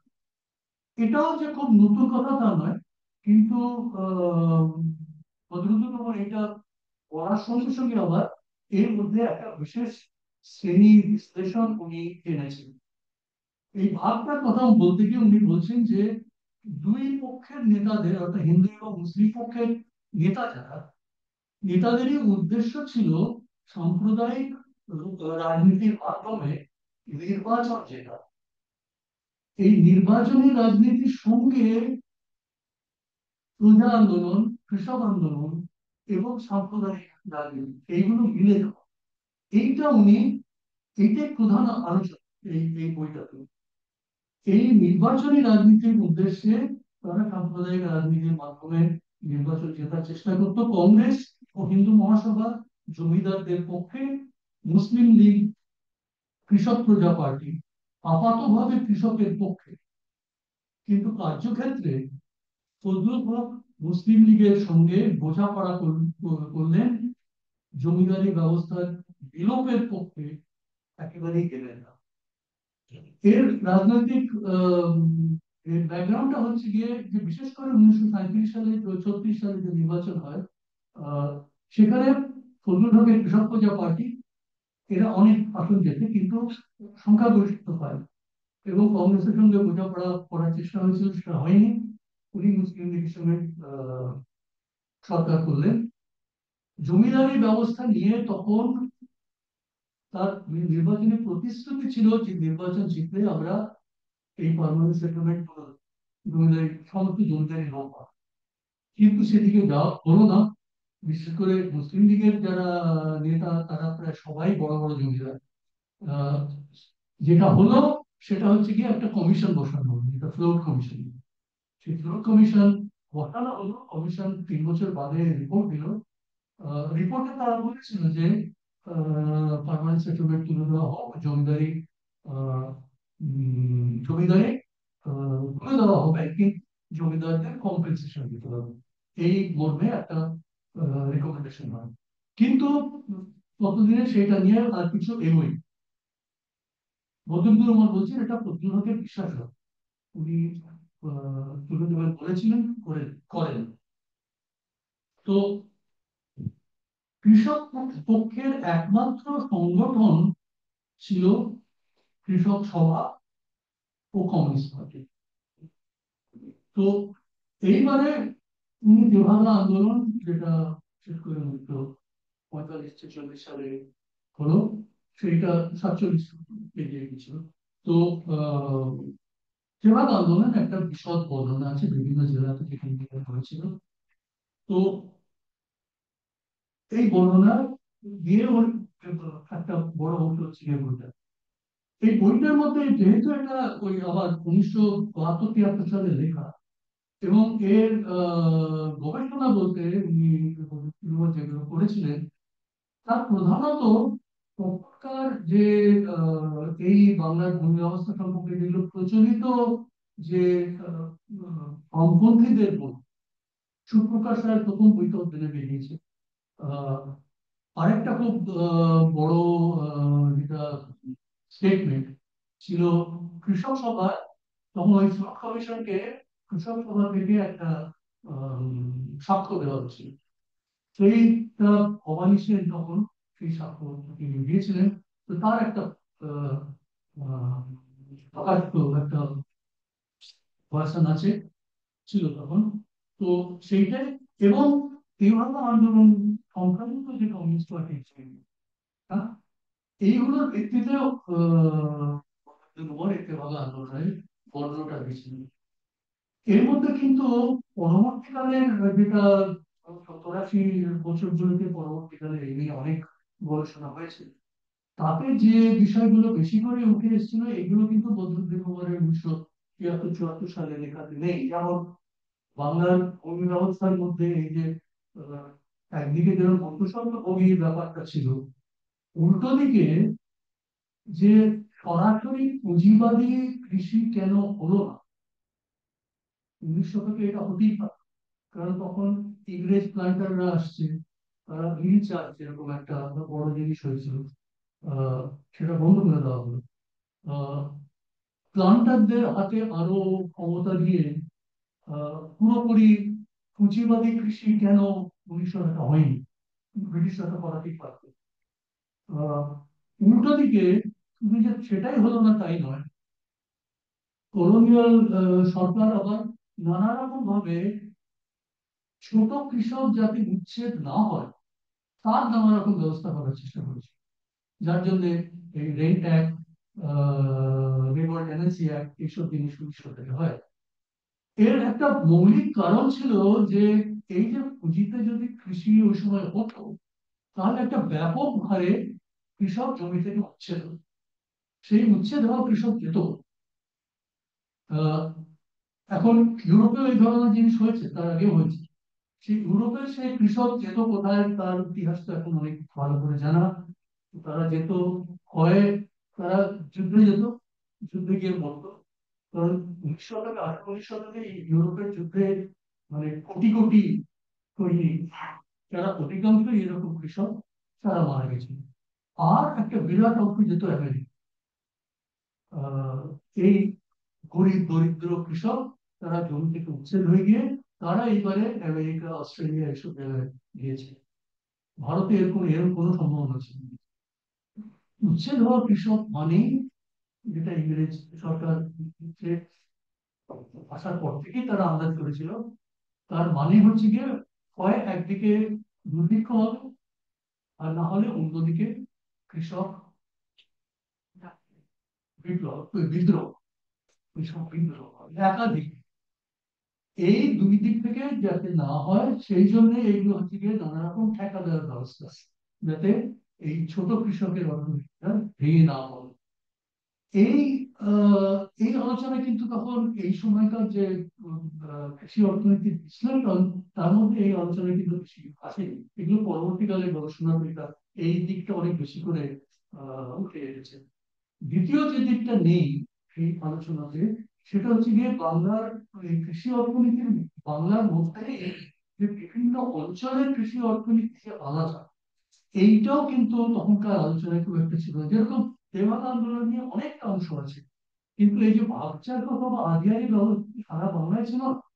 এগুলো কিছু কিছু অঞ্চল ছিল, উত্তরবঙ্গে যেটা আদিয়ারি, উত্তরবঙ্গের আমি আর এই অবস্থা, দক্ষিণ বাংলায় বিশেষ করে সুন্দরবন অঞ্চলে যেখানে কার্তিক অঞ্চলে যে বিভাগ আন্দোলন খুব বেশি হয়, এখানে ভাব চাষ খুব বেশি ছিল, কিন্তু ব্যাপকভাবে পূর্ববঙ্গের জেলাগুলোতে ভাব চাষ খুব কম ছিল, যেখানে ওখানে খুব একটা বিভাগ আন্দোলন হয়নি।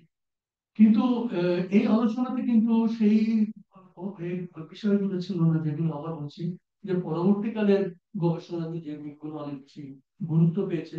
এই বদরুদ্দুর উমরের 73 সালের বইতে এইটা ততটা ছিল না, কিন্তু যেটা আছে সেটা খুব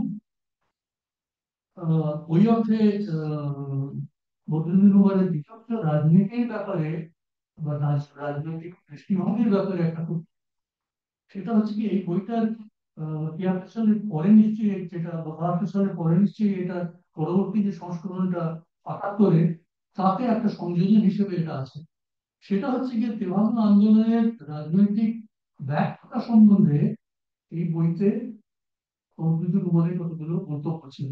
সে মন্তব্য হচ্ছে গিয়ে যে তেভাগা আন্দোলনে এতটা ব্যাপক কৃষক সমাবেশ হয়েছিল, সেই সমাবেশ যথেষ্ট জঙ্গি আন্দোলনে যেতে রাজি ছিল, কিন্তু কমিউনিস্ট পার্টি সেসব নেই, এই যেটা অর্থনীতি ভিত্তিক যে আন্দোলন, তাকে সেটা রাজনৈতিক দিকে নিয়ে যাওয়ার এই চেষ্টা করতে পারেনি।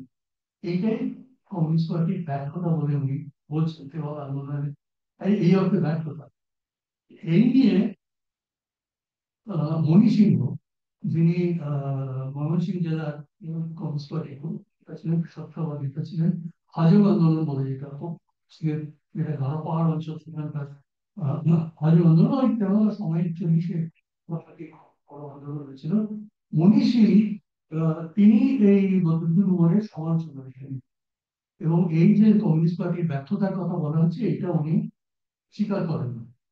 উনি বলেন যে তখন যা রাজনৈতিক অবস্থা ছিল, সেই অবস্থায় কমিউনিস্ট পার্টির মতো উনি সরাসরি বলছেন যে কমিউনিস্ট পার্টির জনসমর্থন কয়েকটা জায়গায় সীমিত ছিল, এটা মোটেই ব্যাপকভাবে সারা বাংলায় এরকম কোনো জনসমর্থন ছিল না। ওই কয়েকটা জায়গায় ওইটুকু আন্দোলনের ভিত্তিতে একটা রাজনৈতিক ক্ষমতা দখলের লড়াই চালানো, ওইটাকে উনি বলছেন বাতুলতা। তো এটা বদরুদ্দুর উমর তাই নিয়ে একটা খুব বড় তত্ত্ব করা হয়েছে, এবং বদরুদ্দুর উমর প্রধানত মনি সিংকে যেটা বলছেন, উনি বলছেন যে উনি মোটেই লেনিন পড়েননি। আহ, লেনিন পড়লে উনি বুঝতে পারতেন যে এইরকম এক একটা অভ্যুত্থান থেকেই সেসব দিক ক্ষমতা বদল হয়। তো সুতরাং কমিউনিস্ট পার্টি যে সুযোগটা ছিল সেই সুযোগে সদ্ব্যবহার করতে পারেনি। যাই হোক, এইটা হচ্ছে গিয়ে এই বইটা। আরেকটি বই 1978 সালে, বঙ্গভঙ্গ ও সাম্প্রদায়িক রাজনীতি। এর বিষয় হচ্ছে গিয়ে যে স্বাধীনতার ঠিক কয়েক মাস আগে, 1947 সালের মার্চ এপ্রিল মাস থেকে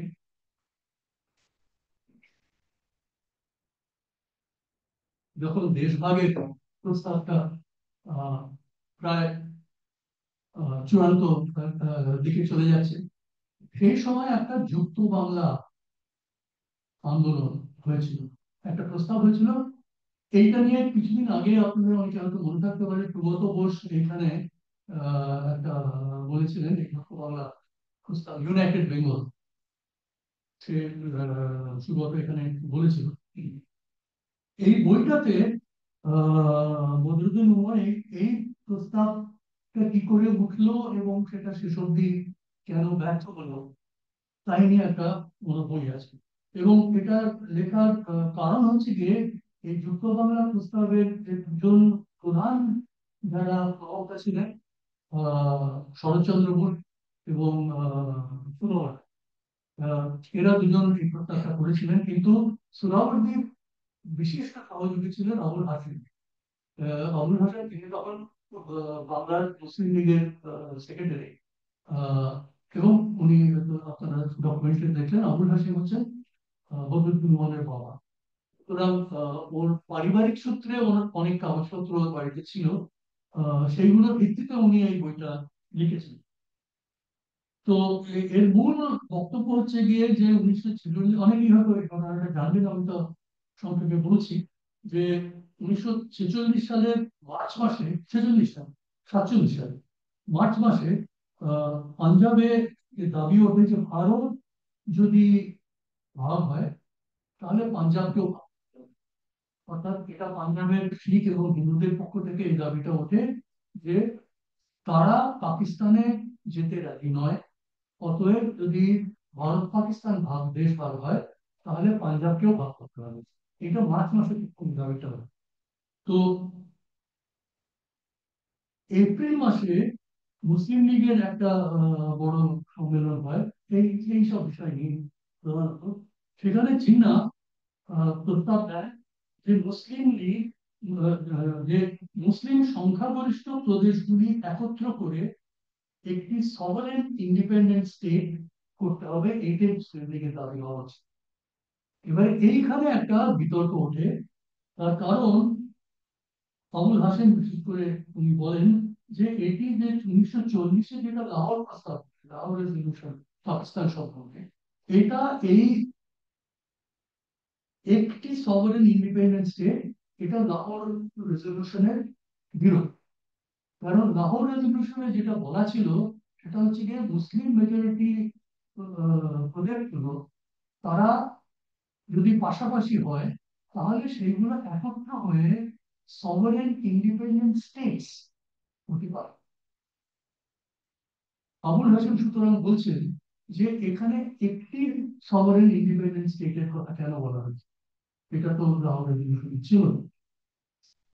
তো জিন্নাহ তখন বলেন যে ওটা অবভিয়াস প্রিন্টিং মিস্টেক, যে ওটা স্টেটস নয়, ওটা স্টেট হওয়া। তাই নিয়ে ব্যাপক তর্ক হয় এবং বদরুদ্দুল উমর বলছেন যে আবুল হাসেম বলেন যে আপনারা মিনিট বই বার করুন। তারপরে সে মুসলিম লীগের অরিজিনাল লাহোর রেজলিউশনের মিনিট বই বার করা হয়, তাতে দেখা আছে, দেখা যায় যে লেখা আছে ইন্ডিপেন্ডেন্ট সভারেন ইন্ডিপেন্ডেন্ট স্টেটস। তখন জিন্নাহ বলেন যে এটা লিয়াকত আলী তখন সেক্রেটারি মুসলিম লীগ লিয়াকত আলীকে উনি বলেন, জিন্নাহ বলেন যে এমন করে একটা রেজলিউশন লিখুন যেটা লাহোর রেজলিউশনের বিরোধী না হয়, কিন্তু আমরা একটা ইন্ডিপেন্ডেন্ট স্টেটই আমরা চাই। কারণ তখন একেবারে মানে দেশভাগের শেষ মুহূর্ত, মাউন্টব্যাটেন থাকবে এরকম একটা অবস্থা। তো এরপরে ঠিক এই সময় মার্চ মাসের শেষ দিকে শরৎচন্দ্র ঘোষ যুক্ত বাংলা, কারণ তখন তার ঠিক লাগে এটা হচ্ছে মার্চ মাসের দিন পরে শ্যামাপ্রসাদ মুখার্জি প্রথম কলকাতায় উনি বলেন যে পাঞ্জাবের মতো যদি দেশ ভাগ হয় তাহলে পাঞ্জাবের মতো বাংলাও ভাগ করতে হবে, কেননা বাংলা হিন্দুরা পাকিস্তানের সাথে চায় না। সুতরাং শ্যামাপ্রসাদ মুখার্জি প্রথম বাংলা ভাগের প্রস্তাবটা দিলেন। এর পরিপ্রেক্ষিতে শরৎচন্দ্র বোস এবং তারপরে উনি সুহরাওয়ার্দীর এই সমর্থন পেলেন যে এই প্রস্তাব যে যুক্ত বাংলা, যেটা ইন্ডিয়াতেও যাবে না পাকিস্তানেও যাবে, একটি স্বতন্ত্র সভারেন স্টেট হবে ইংরেজির জন্য। এই প্রস্তাবটা তখন এই শরৎ ঘোষ এবং সুহরাওয়ার্দী এরা দেয়। তো এই আলোচনাটা সম্বন্ধে কি কি কখন হয়েছিল, কোথায় কে কি বক্তব্য রেখেছিল, এই একটা বিশদ বিবরণ বদরুল দিচ্ছেন। দিয়ে তারপরে উনি বলছেন যে শেষ অবধি এটা কিছু হয় না। তার কারণ উনি বলছেন যে সোহরাওয়ার্দী বিশ্বাসঘাতকতা করেন, উনি জিন্নাহর দিকে চলে যান। আহ বাংলার মুসলিম লীগ তখন যে, কারণ আবুল হোসেন তখন ততদিনে আবুল হোসেন সরে গেছেন, আহ, এবং সোহরাওয়ার্দীর জায়গায় নাজিমুদ্দিন বাংলার প্রিমিয়ার হবেন, আহ, এরকম মোটামুটি বাংলা মুসলিম লীগের মধ্যে স্থির হয়ে গেছে। এই অবস্থায় বাংলা বাংলার মুসলিম লীগ জিন্নাহর সঙ্গে ওই একটি পাকিস্তানে যাবে, এইটাই তাদের অফিসিয়াল নীতি হয়। এবং উল্টো দিকে যুক্ত বাংলার প্রস্তাবটা শ্যামাপ্রসাদ মুখার্জি তখন বিশেষ করে যে যুক্তিটা দেয় যে এই অবস্থায় যদি Bangla independent Republic independent state হয় এবং পরবর্তী কোনো সময় সেই ইন্ডিপেন্ডেন্ট স্টেট তো মুসলিম মেজরিটি থাকবে, তারা যদি যখন বলে যে আমরা এবার পাকিস্তানে যোগ দেবো, তখন সেই বাংলার হিন্দুরা কি করবে? সুতরাং বাংলার হিন্দুর যে এখন যে অপশনটা আছে বাংলা পার্টিশন করা, সেই সুযোগটা তখন তো থাকবে না। সুতরাং বাংলা পার্টিশন করে একটা ভাগ ভারতে যাবে, একটা ভাগ পাকিস্তানে যাবে। এইটাই কংগ্রেস থেকে শুরু করে প্রায় সমস্ত হিন্দু মত ইয়ে করা যারা ছিল বাংলা, তারা সবাই মোটামুটি এটা মেনে নেয়। কমিউনিস্ট যে দুজন এমএলএ ছিলেন তারাও মেনে নেয়। তো এইটা শেষ অব্দি হয়, সুতরাং যুক্ত বাংলা প্রস্তাবটা আর থাকে না। এটা শেষ অব্দি আমরা মাউন্ট ব্যাটেন এটা একদম খারিজ করে দিলেন, কারণ ওটা যখন মাউন্ট ব্যাটেনের কাছে এই প্রস্তাবটা আসে, উনি বলেন যে এই যে ব্রিটিশ সরকার দুটো ডোমিনিয়ন এটাই স্বীকার করছে, কোনো তৃতীয় ডোমিনিয়ন এর কোনো প্রয়োজন নেই। সুতরাং এইটা সেখানেই শেষ হয়ে যায়। এইখানে বদরুদ্দীন উমরের মূল যেটা সিদ্ধান্ত সেটা হচ্ছে গিয়ে যে কংগ্রেস হিন্দু মহাসভা উভয়ের হিন্দু মধ্যবিত্তের স্বার্থ দেখেছিল। মুসলিম লীগ নেতারা জিন্নাহর নেতৃত্বে উত্তর ভারতীয় মুসলিম মধ্যবিত্তের সাম্প্রদায়িক স্বার্থ দেখছিল। যথার্থ অসাম্প্রদায়িক সমাধান ছিল স্বাধীন যুক্ত বাংলা, কিন্তু সেই চেষ্টা ব্যর্থ হয়। তো কি শেষ পর্যন্ত আমি আরেকটা জিনিস শুধু বলবো, কারণ এগুলো সবই ওর আগের লেখা থেকে, এই আগের লেখাগুলো বিশ্লেষণের দিক থেকে অনেক বেশি আহ পুরোটা শুধু নয়, খুঁটিনাটি খবর অনেক বেশি, গবেষণা আছে অনেক বেশি। পরবর্তীকালে ওই যে অন্য যে বাংলাদেশ সংক্রান্ত যে রাজনীতি সংক্রান্ত অনেক বই আছে, উনি শুনলাম প্রায় 100টি বই লিখেছিলেন।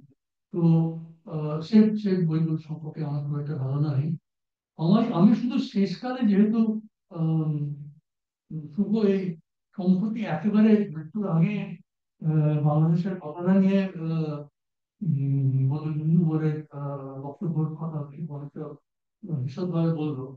আমি শুধু আহ, দুটি জিনিস বলতে চাই, যে প্রথম যখন এই জুলাই আগস্টের উত্থান হয়, তার সঙ্গে সঙ্গে কিন্তু বদরুদ্দীন উমর এটাকে নাকচ করে দেননি।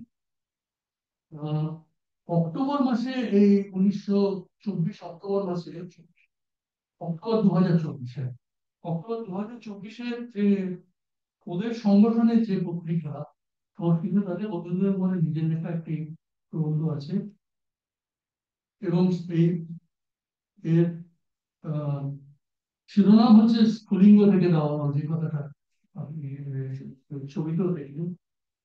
সেখানে প্রথম কথা, এই যে অন্তর্বর্তী সরকার তখন যে তৈরি হলো মোহাম্মদ ইউনূসের নেতৃত্বে, আহ, এই সম্পর্কে প্রথমে কিন্তু বদরুদ্দীন উমর একে নাকচ করে দেন। উনি এই এতে লিখছেন অক্টোবর মাসে এটা, কেউ কেউ এই সরকারকে পুতুল সরকার, উড়ে এসে চুড়ে বসা সরকার ইত্যাদি বলে সমালোচনা করছেন। এটা ঠিক যে এই সরকার ফেরেশতাদের সরকার নয়। যে শাসক শ্রেণীর প্রতিনিধি ছিল আওয়ামী লীগ, যে শাসক শ্রেণীর দল হলো বিএনপি, জামাত ইসলামী, জাতীয় পার্টি ইত্যাদি, এরা সেই শাসক শ্রেণীরই প্রতিনিধি। কাজেই এরা যে ক্ষমতায় থেকে জনগণের দুধ ভাতের ব্যবস্থা করবেন, এটা আশা করা এক ধরনের মূঢ়তা। কিন্তু তাই বলে এই এই এই সরকার উড়ে এসে চড়ে বসেছে ইত্যাদি বলে এর সমালোচনাও ঠিক নয়। কারণ আওয়ামী লীগ সরকারের পতনের পর শাসন ক্ষেত্রে যে শূন্যতা তৈরি হয়েছিল, সেই শূন্যতা পূরণ হওয়া তো জরুরি ছিল। সেই পরিস্থিতিতেই বর্তমান সরকার ক্ষমতায় অধিষ্ঠিত হয়েছে। এভাবে এই সরকার যদি গঠিত না হতো, তাহলে এর একমাত্র বিকল্প ছিল সামরিক সরকার। সুতরাং একটা জিনিস কিন্তু বদরুদ্দীন উমরের সম্পর্কে আহ একাধিকবার এই কথাটা এসেছে, যে উনি কিন্তু এই যে ওনার যে রাজনৈতিক বিশ্লেষণ করতেন, অত্যন্ত বাস্তব অবস্থার বিচার করে উনি বিশ্লেষণ করতেন। এখানে কিন্তু খুব একটা বায়বীয় জিনিস খুব কম ছিল।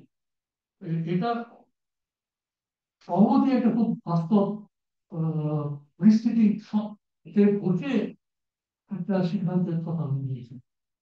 কিন্তু সেই সঙ্গে আরেকটা জিনিস আমি বলতে চাই, একই প্রবন্ধে আছে সেটা হচ্ছে সেটা হচ্ছে গিয়ে যে ভারতের বামপন্থী সম্পর্কে এই এই জুলাই অভ্যুত্থান সম্পর্কে উনি বেশ কঠোর সমালোচনা।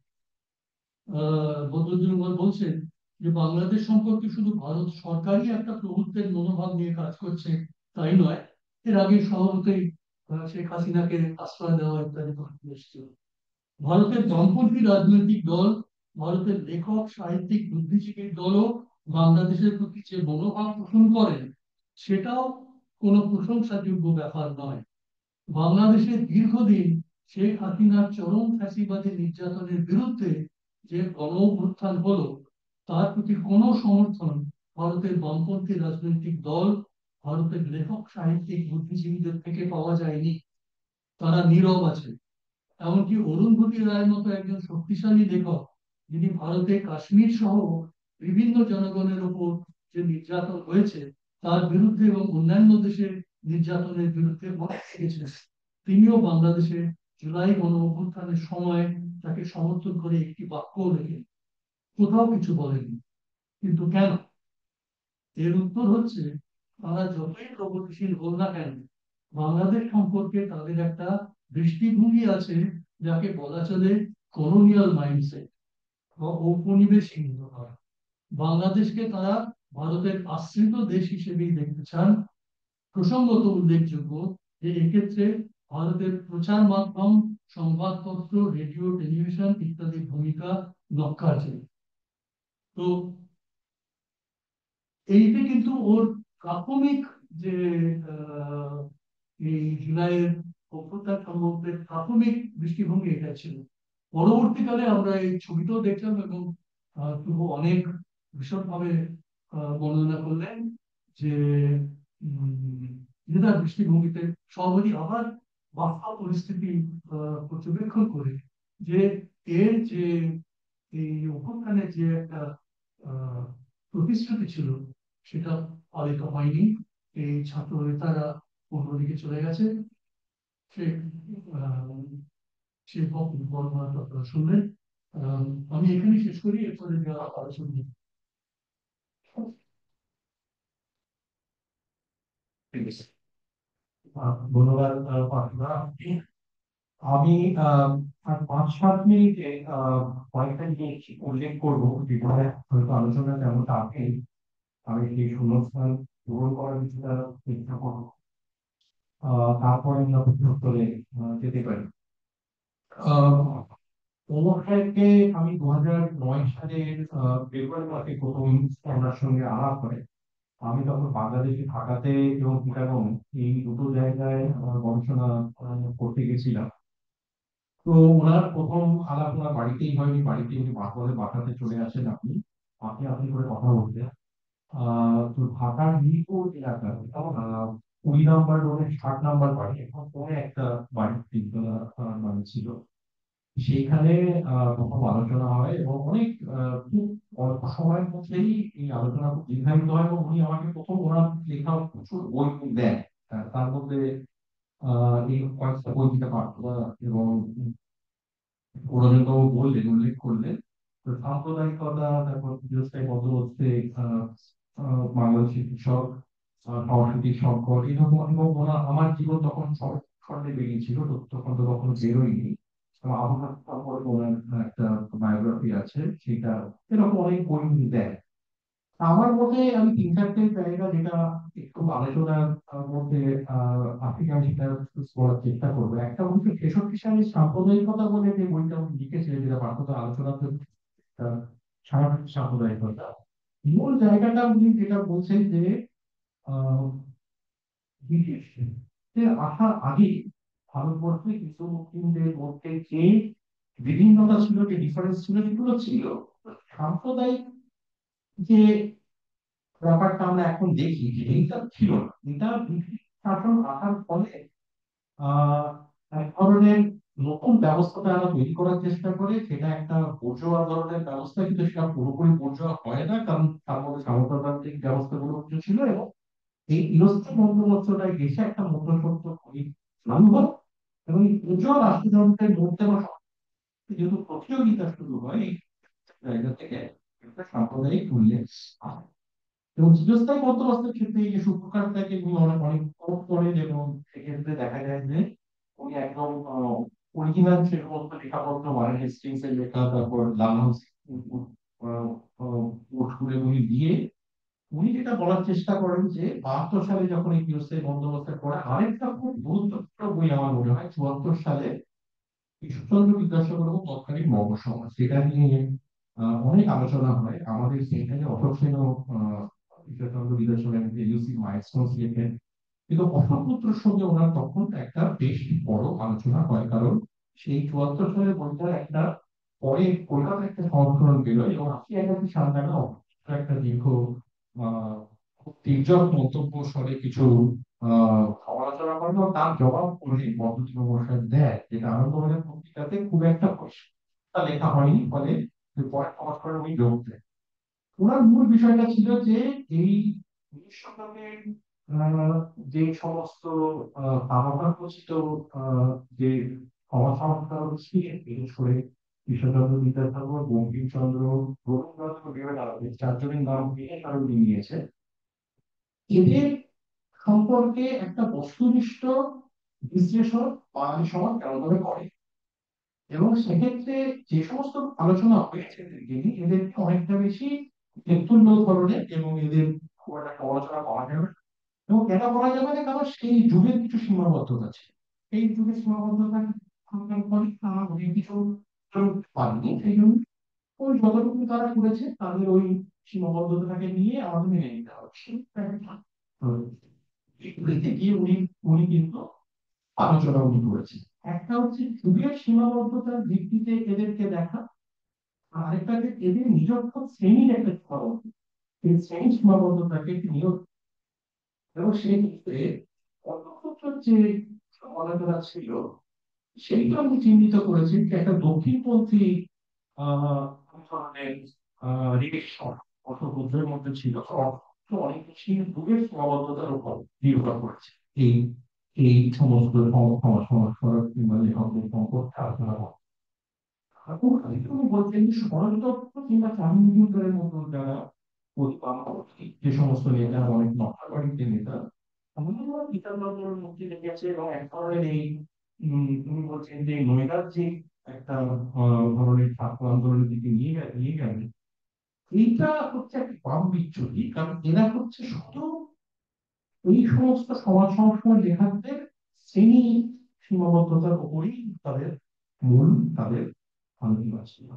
কিন্তু আমাদের একটা বস্তুনিষ্ঠ আলোচনা করতে গেলে যুগের সীমাবদ্ধতা এবং শ্রেণী সীমাবদ্ধতা এই দুটোকেই আমাদেরকে নিয়ম নিয়ে সেই জিনিসটা করতে হবে, ওরা করার চেষ্টা অনেক করেছে। পরে আরেকটা আমার মনে হয় যে খুব গুরুত্বপূর্ণ একটা দিক যেটা নিয়ে আলোচনা কিভাবে হয়নি, সেটা বাংলাদেশে কংগ্রেস আন্দোলনের সমস্যা বলে একটা উনি বলে লিখেছে। এই বাংলাদেশের কংগ্রেস আন্দোলনের সমস্যা বলতে উনি দুই বাংলার কথাই দিন।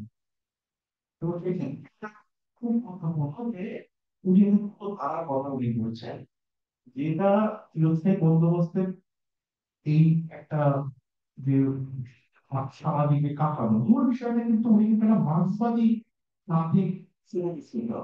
মার্ক্সবাদী অনেকে কিন্তু শ্রেণী বিশ্লেষণ করেন, তো উনি ওই দিক থেকে যাচ্ছেন না, মার্ক্সবাদী শ্রেণী বিশ্লেষণের জায়গা থেকে, ফলে আশাবাদী কাঠামো তার একটা পরিকাঠামো। আর কাঠামোটা মূল হচ্ছে আপনার এই এখানে 18 শতাব্দী এবং 19 শতাব্দীর বীরত্বাই বন্দোবস্তের একটা মূল হচ্ছে আর্থিক কাঠামো। পুরো যে সমস্ত পরিকাঠামো সেটা সাম্প্রদায়িকতা হিসেবে রাজনীতিতে প্রবেশ করছে, কিংবা আপনার এই ধরনের সমাজ সংস্কারকের লেখাপত্রের মধ্যে দিয়ে বেরোচ্ছে, এইটা হচ্ছে তার মূল।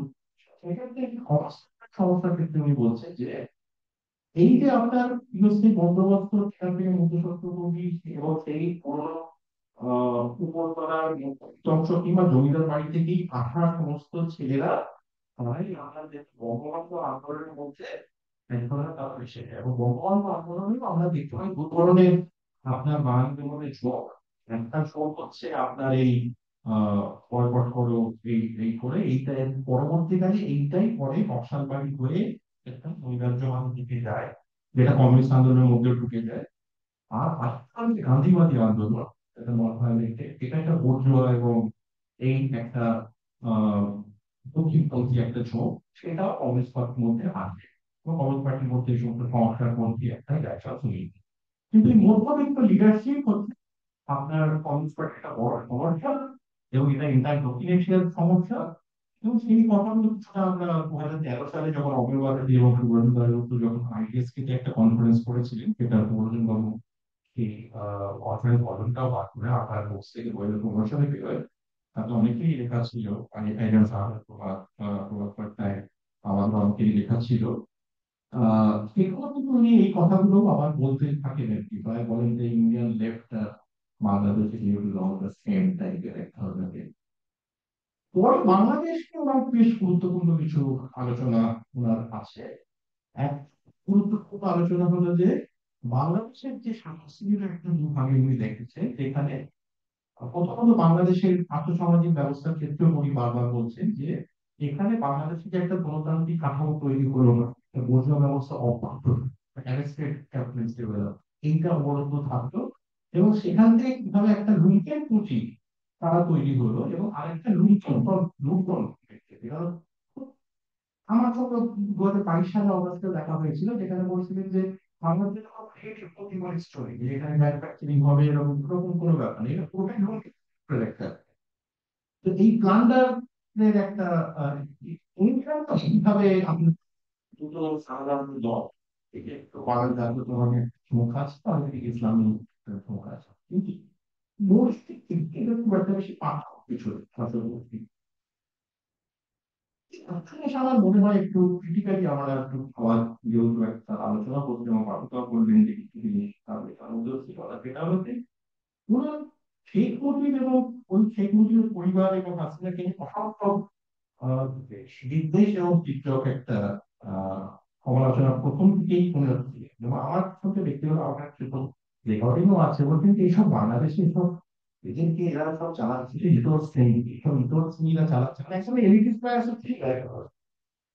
এবং এখন তো মুজিব হয়েছে, এখন এবার হাসিনা নিজের মাকে নিয়েও পড়েছে, মাকেও হচ্ছে মানে একদম দেবী তৈরি করে দিচ্ছে, এইসব হচ্ছে। আর বুঝলেন তো এখানকার সমস্ত গেছিলাম এই অন্য গবেষণার বিষয়ে রাজশাহী ঢাকা বিশ্ববিদ্যালয়ের রাষ্ট্রবিজ্ঞান গবেষণাগুলো পড়েছিলেন একটা সময়।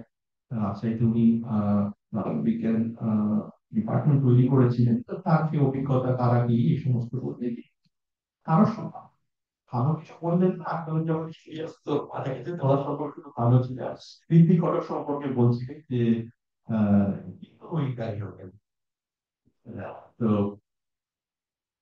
তবে এইটা এখন বাংলাদেশে একেবারে আজকে obviously Mujib unpopular in the context, কিন্তু একেবারে বাংলাদেশ তৈরির ক্ষেত্রে যে ক্ষতি কিংবা তার যে কন্ট্রোভার্সি, এটা তো আজকে যে একেবারে অস্বীকার করা যায় না, সেই ক্ষেত্রে কতটা মানে বন্ধুনিষ্ঠ আলোচনা সেটা একটু ভাবা উচিত। এবং ওখানেও যে বামপন্থীরা কংগ্রেসরা কিছু করতে পারলেন না একটা, সেখানেও যে আমি ওনাকে জিজ্ঞেস করেছিলাম যে এই যে আপনি বলছেন যে একদিকে দক্ষিণপন্থী এক ধরনের ঝোঁক, একদিকে প্রতিবাদপন্থী ঝোঁক, সেটা তো আপনাদের কংগ্রেস আন্দোলনের মধ্যেও ছিল, কারণ এটা এটা সব থেকে বড় ডিবেটটা হয়েছিল আপনার এই 67 to 72 মধ্যে।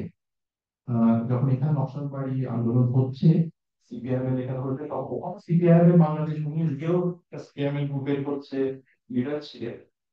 এবং আমার মনে আছে 2009 সালের ফেব্রুয়ারিতে একটা ফাঁসিবাদ এবং সাম্রাজ্যবাদ বিরোধী একটা মানে বড় র্যালি হয়েছে, এবং থেকে আমাদের কংগ্রেস এবং সেখান থেকে অনেকে ছিল দের মধ্যে থেকে। তো সেই ভাবা উচিত যে কেন সোভিয়েত লাইন অথবা চাইনিজ লাইন এটা করতে গিয়েও বাংলাদেশে কমিউনিস্ট পার্টি তৈরি হলো না, এবং দেখা সেই যে পপুলার যে স্পেসটা সেটা এক ধরনের পপুলিস্ট পার্টি আওয়ামী লীগের মতো তারা মানে নিয়ে নিল, সেটা একটু ভাবা উচিত। সেটাও সেটা নিয়েও খুব একটা আলোচনা আমরা করি না। আহ তো এই কিছু কথা বলেই আমরা এই আজকের আলোচনা সভা শেষ করব। আপনারা যদি কোনো প্রশ্ন থাকে এখানে বক্তাদের কাছে, তাহলে আপনারা প্লিজ প্রশ্ন করা করুন। হ্যাঁ, আপনার নাম একটু বলুন এবং নিজেকে অল্প কথা ইন্ট্রোডিউস করে প্রশ্নগুলো করুন। My best. হ্যাঁ, হচ্ছে ফ্রাইডে সেমিনার কিন্তু আজকে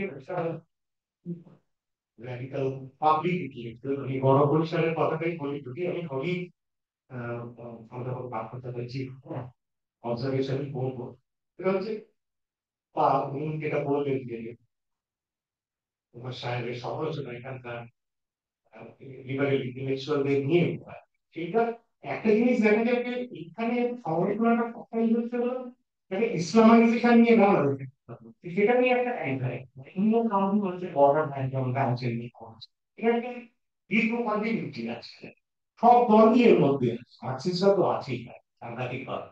আর কোনো মানে এখন সেটা 90s এর পর হিন্দুত্ববাদী হয়েছে, এই সাংঘাতিক একটা কন্টিনিউটি সব কিছু, ওই বর্ডার চেঞ্জ হয়ে যাবে, ইসলামিস্টরা চলে আসবে বাংলাদেশ এসে এখানে আমাদের সব চেঞ্জ করবে। আমরা 2003-এ আফগানির সঙ্গে যুদ্ধবাবু একটা ইসে দেখতে পেয়েছি। এইটা কি এই ফেথ আর আইডিওলজি দুটোকে তফাৎ না করার লিবারেল ইন্টেলেকচুয়ালদের যে জায়গা, যেটা আশিস নদী বহু আগে পেয়েছেন, আপনিও বলেছেন কথা বলার সময়। সেইটা একটা কারণ। সেকেন্ড প্রশ্নটা হচ্ছে পাবলিক ইন্টেলেকচুয়াল এখন মানে এই ইভেন ওর সাহেবেরও যে দাবি দেওয়া অনেকটা সুরঞ্জন বাবুর কথায় শুনলাম যে উনি রাষ্ট্রের কাছেও কিছু দাবি দেওয়া হচ্ছে। তো রাষ্ট্রের ভূমিকা তো আমরা কিভাবে দেখতে পাচ্ছি না আমাদেরকে এবারে যদি চলে আসে লিবারালাইজেশনের পরে রাষ্ট্রের যে কেন্দ্রীয় ভূমিকা ছিল দাবি দেওয়া, এখানে রাষ্ট্রের কথা আপনি বলছেন, সেইটা তো আমরা দেখতে পাই। তাহলে পাবলিক ইন্টেলেকচুয়াল এই পরিবেশে যেখানে মধ্যবিত্ত সৌর মধ্যবিত্তদের বড় অংশটাই শিক্ষা থেকে স্বাস্থ্য ইভেন ট্রান্সপোর্ট নিজের পয়সায় পর তার দায়, হওয়ার যদি হয় ভাষাটাও বা কি হবে? কেন একাডেমিক লাইফটা ক্লাসটার একাডেমিক লাইফটা যেন বড় ইংরেজি হয়, আর বাংলাও যেটা আপনি বলেছেন স্ট্যান্ডার্ডাইজ হয়ে গেছে, তার এই রকম কিভাবে সম্ভব? আমরা একে একে প্রশ্ন করি, তাতে ভালো হ্যাঁ অ্যাকচুয়ালি কয়েকটা প্রশ্ন অ্যাকচুয়ালি হ্যাঁ বিজে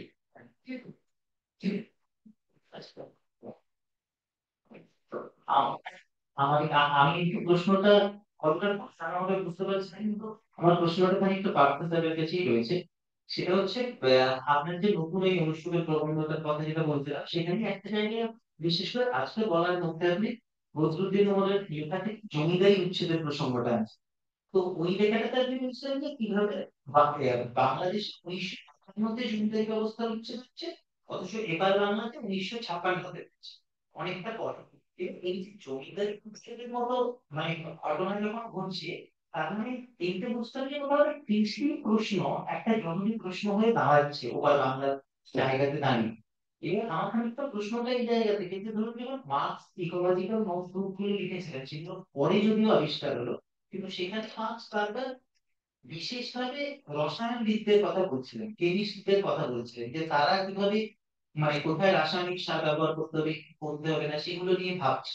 এবার এই যে বাংলার ভূমি ব্যবস্থায় এখানে যে কৃষির প্রশ্নটা দাঁড়িয়েছিল, সেখানেও তো এই ধরনের সমস্যা ছিল, সার ব্যবহার কোথায়, সেচের জল কতটা ব্যবহার করবো, পঙ্গপালের আক্রমণ করছে কিনা। এই বিজ্ঞানের সঙ্গে বিশেষ করে জটিল সম্পর্ক তৈরি হচ্ছে, যেটা মার্কস চিহ্নিত করছিলেন। সেটা কি বদরুদ্দিন উমর বা ওই সময়ের যে চিন্তা ভাবনা, সেখানে কি এই প্রশ্নটা কৃষি প্রশ্নে বিজ্ঞানের এই জায়গাটা আলোচিত হচ্ছিল কি হচ্ছিল না, এটা খানিকটা আমি খুব একটা বদরুদ্দিন সাহেবের লেখাপত্র পড়িনি বলেই আমার খানিকটা জানার ইচ্ছে। আর একটা দ্বিতীয় প্রশ্ন, মানে এখানে এটা একটু পয়েন্টও হতে পারে, সেটা হচ্ছে এই যে চিরস্থায়ী বন্দোবস্ত বিষয়ে বদরুদ্দিন উমরের যে লেখাপত্র ভাবনা, সেটার সঙ্গে রণবিপ্লব চিরস্থায়ী বন্দোবস্তের ভাবনার কোনো সংলাপ বা কথালাপ কিছু হতে পারে কিনা বলে আপনার মনে হয়?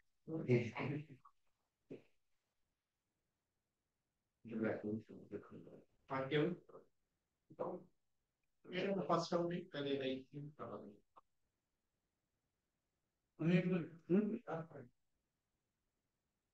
হচ্ছে এই পাবলিক ইন্টেলেকচুয়াল ব্যাপারটা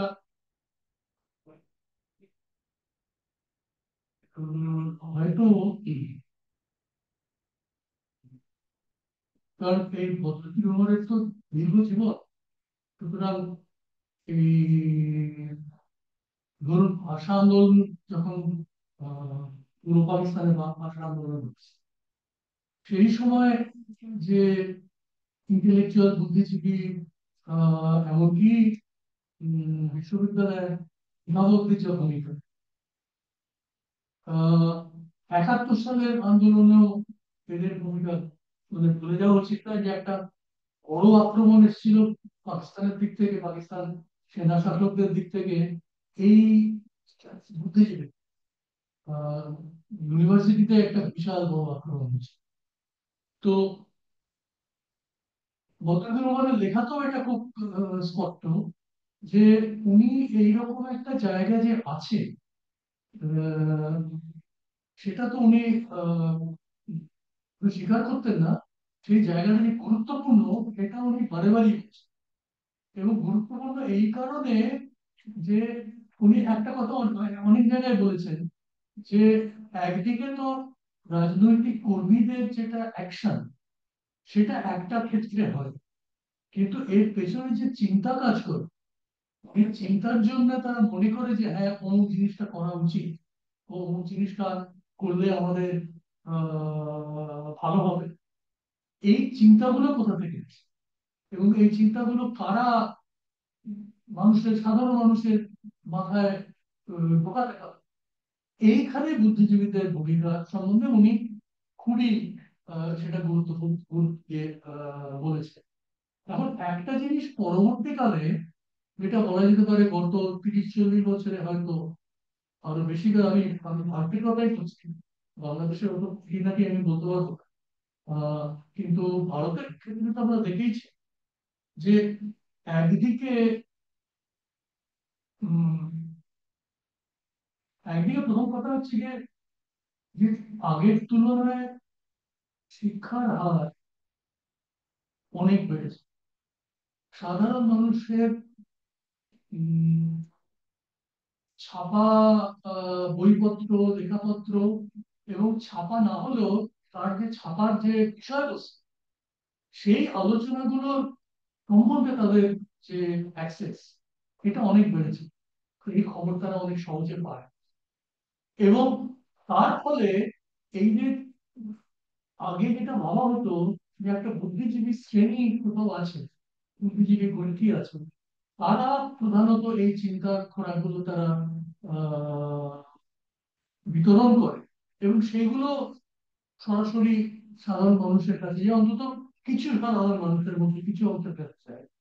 এই ব্যবস্থাটাই হয়তো এই এই এই এই স্ট্রাকচারটাই হয়তো আগে, কারণ এর মধ্যে যে অন্তর্বর্তী যে ভাগগুলো কিসের মাধ্যমে যাচ্ছে, এইখানে এখন অনেক ব্যাপকভাবে এটি শুধু আগের মতো একটা নবপত্রিকা কি ফ্রন্টিয়ার পত্রিকা বা এই ধরনের পত্রিকা, লিটিল ম্যাগাজিন শুধু এখানে তো আর সীমিত নেই। এর অনেক ব্যাপক এর প্রচলন হয়েছে, যেটা শুধু প্রিন্টই নয়, প্রিন্ট ছাড়া এখন বহু ধরনের। এখন এইখানে যে পুরোনো আমরা যে পাবলিক ইন্টেলেকচুয়াল বলি তার ভূমিকা বলতেই পারা যায় যে সেই ভূমিকাটা এখন অনেক সীমিত। আহ, এইখানে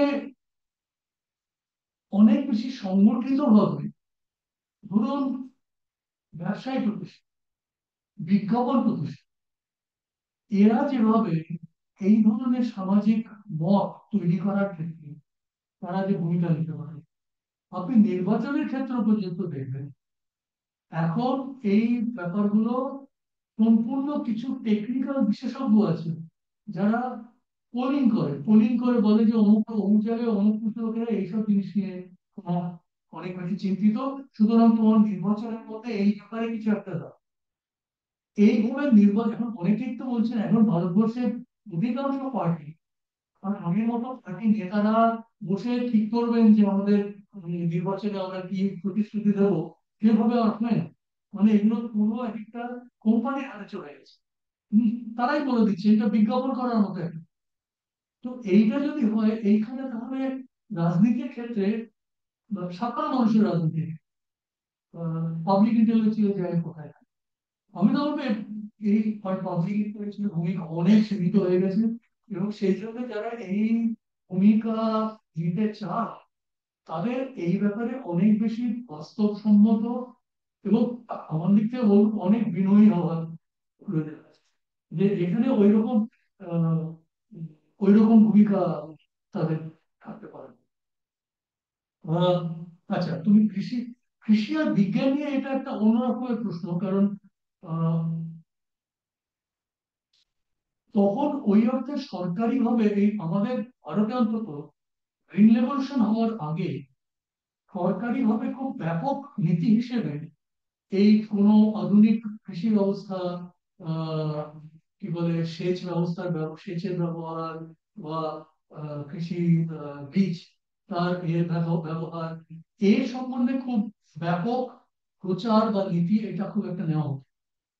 মানে প্ল্যানিং এবং ইত্যাদি ভারতে যেটা হয়েছে সেটা প্রধান শিল্প নিয়ে, এগ্রিকালচার তখন সম্পূর্ণ প্রায় বাদই ছিল। ওটা ধরেই দেওয়া হতো ওটা ট্র্যাডিশনাল একটা কি বলে উৎপাদন ব্যবস্থা, ওটা কৃষকরা যেরকম করে থাকে সেভাবেই করে। এইটা গ্রিন রেভলিউশন, ওই ফুড ক্রাইসিস হলো, তারপরে গ্রিন রেভলিউশন থেকে 60-এর দশকের শেষ দিক থেকে এইটা হতে শুরু করে। স্বাধীনতার আগে এটা যেটা ছিল, কিছু কিছু এরকম ইউনিভার্সিটির ক্ষেত্রে কিছু কিছু এরকম চেষ্টা হয়েছে। কিছু কিছু রবীন্দ্রনাথের শ্রীনিকেতন এরকম একটা জায়গা বলতে পারবে, এরকম অল্প ছোট ছোট কয়েকটি জায়গায় এরকম হয়েছে, কিন্তু ব্যাপকভাবে এরকম কোনো কৃষির সঙ্গে জ্ঞান মিশিয়ে এই ব্যাপারটা তখন একেবারেই ছিল না। আহ, রণজিৎ কুমার যেটা পার্মানেন্ট সেটেলমেন্টের ব্যাপার, প্রথম কথা ওটা একেবারে অষ্টাদশ শতাব্দীর কলোনিয়াল পলিসি হিসেবে এই পলিসিটা কেন নেওয়া হলো এইটা চিন্তা করবে। আহ, এবং সেক্ষেত্রে ব্রিটিশ আলোচনা এবং ইউরোপীয় আলোচনা এই জমি, কৃষি এবং কৃষি থেকে যেটা রাষ্ট্রের রাজস্ব আদায় করা, এর যে ইকোনমিক বিভিন্ন তখন মতবাদ ছিল, ফিজিওক্রেসি একটা, যেটা রঞ্জিত গুহ বিশেষ করে একটু ফরাসিতে ফিজিওক্রেসি বলে একটা মতবাদ, সেইটা নিয়ে উনি বেশি আলোচনা করেছেন। এই আলোচনা তো পরে হয়েছে। বদরুদ্দিন উমর আমার মনে হয় না উনি রঞ্জিত গুহর বই ছাপা হয় এটা খুব বেশি প্রচলিত ছিল, এটা প্রথমবার বিলেতে ছাপা হয়েছিল, এইখানে বইয়ের খুব প্রচলন খুব কম ছিল। ওই বইটার প্রচলন অনেক পরে হয়। আহ বিলেতে এটা এখন ইউনিভার্সিটির মধ্যে যারা গবেষণা করতে তারা বইটা জানে। আহ, এই আলোচনা বদরুদ্দিন উমরের আলোচনাতে নেই। সেইটা। আর কোনো প্রশ্ন, কারণ কোনো কমেন্ট, সাজেশন, ক্রিটিসিজম? না না, আমি জাস্ট দুটো লাইন বলবো। মানে উমর ভাইয়ের সাথে আমার ইন্টারাকশনের থেকে যেগুলো আমার মনে হয় যে দু একটা ছোট্ট জিনিস। প্রথম, যখন উনি ভাষা আন্দোলনের ইতিহাস লিখছেন, উমর ভাই একদম ধরে ধরে দেখালেন ভাষা আন্দোলন তো 52 আন্দোলন নয়, 48-এর আন্দোলন। কিন্তু 48 এই আন্দোলন কিন্তু জনপ্রিয়তা পাচ্ছে না, পুরান ঢাকার মানুষজন এসে ছাত্রদেরকে পিটিয়ে যাচ্ছেন।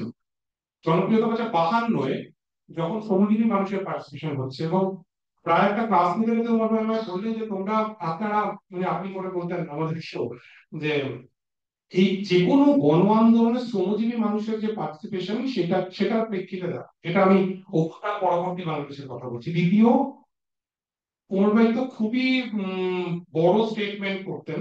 আমরা যারা ওর ছাত্র তাদের কাছেও মাঝে মধ্যে একটু বিপদে পড়তে হতো। যেরকম একটা স্টেটমেন্ট নিয়ে একটু ঝগড়াই করেছিলাম ওনার সাথে, মুক্তিযুদ্ধের ইতিহাসের 90%ই হচ্ছে ভুয়ো ইতিহাস। এটা উনি কিছুদিন আগে বলেছিলেন। আমি খুবই আমার ওমর ভাইয়ের সঙ্গে যতখানি ঝগড়া করা যায় করেছিলাম। কিন্তু আরেকটাও ইন্টারেস্টিং স্টেটমেন্ট, সেটা অভ্যুত্থান তখন চলছে, সেই সময় বণিক বার্তায় আমাদের এক বন্ধুকে দেওয়া সাক্ষাৎকারে উনি বলেন, তখনও হাসিনা সরকার পড়ে যাবে এরকম অবস্থান মানে নিশ্চিত নয়। ওমর ভাই বলেন যে আমি অনেক অভ্যুত্থান দেখেছি, আমি 52 দেখেছি, 69 দেখেছি, 71-এ মুক্তিযুদ্ধ কিন্তু আগেরটা দেখেছি, 90 দেখেছি, চলমান গণ অভ্যুত্থান 24-এর এটা হচ্ছে এই জনপদের সবচেয়ে বড় গণ অভ্যুত্থান। এইটা উনি ওই সময় বলেন। আর লাস্ট যে কথাটা আমি বলবো, যেটা আজকের আলোচনায় আমার মনে হবে যে এটা খুব ইন্টারেস্টিং, উমর ভাই, উমর ভাই যে জাতীয় মুক্তি কাউন্সিল বলে সংগঠনটা করতেন, এই লবটাতেও রয়েছে, তার অন্যতম একটি সংগঠন ইউপিডিএফ নামে একটি সংগঠন, বন্ধুরা তো মানে খুবই জানেন এগুলো, পার্বত্য চট্টগ্রামের একটা সংগঠন। উমর ভাই আমায় বলেছিলেন পার্বত্য চট্টগ্রাম হচ্ছে বাংলাদেশের কাশ্মীর। আমি ভারতীয় আধিপত্যবাদের যেমন বিরোধিতা করছি, তেমনি বারবার করে বাঙালি জাতীয়তাবাদী মানুষ যেরকম করে পার্বত্য চট্টগ্রামের উপরে মুজিব থেকে ইউনুস পর্যন্ত যেভাবে পার্বত্য চট্টগ্রামকে দেখেছে সেইটা অ্যাড্রেস করাটা খুব জরুরি। উমর ভাই আমার কাছে এই চারটে চুম্বক থ্যাংক ইউ। ধন্যবাদ। তোমার সঙ্গে যোগ করে দিই সেটা হলো যে ওনার এই আটান্নর ইতিহাস সেটা অক্সফোর্ড প্রেস করাচি থেকে বেরিয়েছিল 2004-এর ভলিউম 1 ইমার্জেন্স অফ বাংলাদেশের কাস্টমার্স ইন পাকিস্তান, আর 2006 বেরিয়েছিল rise of Bengal national 58 to 71। এইটা পাকিস্তান গভর্নমেন্ট ব্যান করে তখন অক্সফোর্ড ইউনিভার্সিটি প্রেস এটা বন্ধ করে দেয়, ছাপতে ওরা চায় না। পরে আমার সঙ্গে যোগাযোগ হওয়ার ফলে আমি পরে কেমব্রিজ ইউনিভার্সিটি প্রেস থেকে ওরা পেপার ব্যাক এডিশন ভলিউম 1 বার করতে পারে, এটা এখনো ফ্লিপকার্টে পাওয়া যায় আর কি। ভলিউম 2টা ছাপা হয়ে ওঠেনি, কারণ রাজেশ দে বলে যিনি ছিলেন কেমব্রিজে তখন চাকরি বদল চলে যাওয়ার ফলে একটা সমস্যা হয়।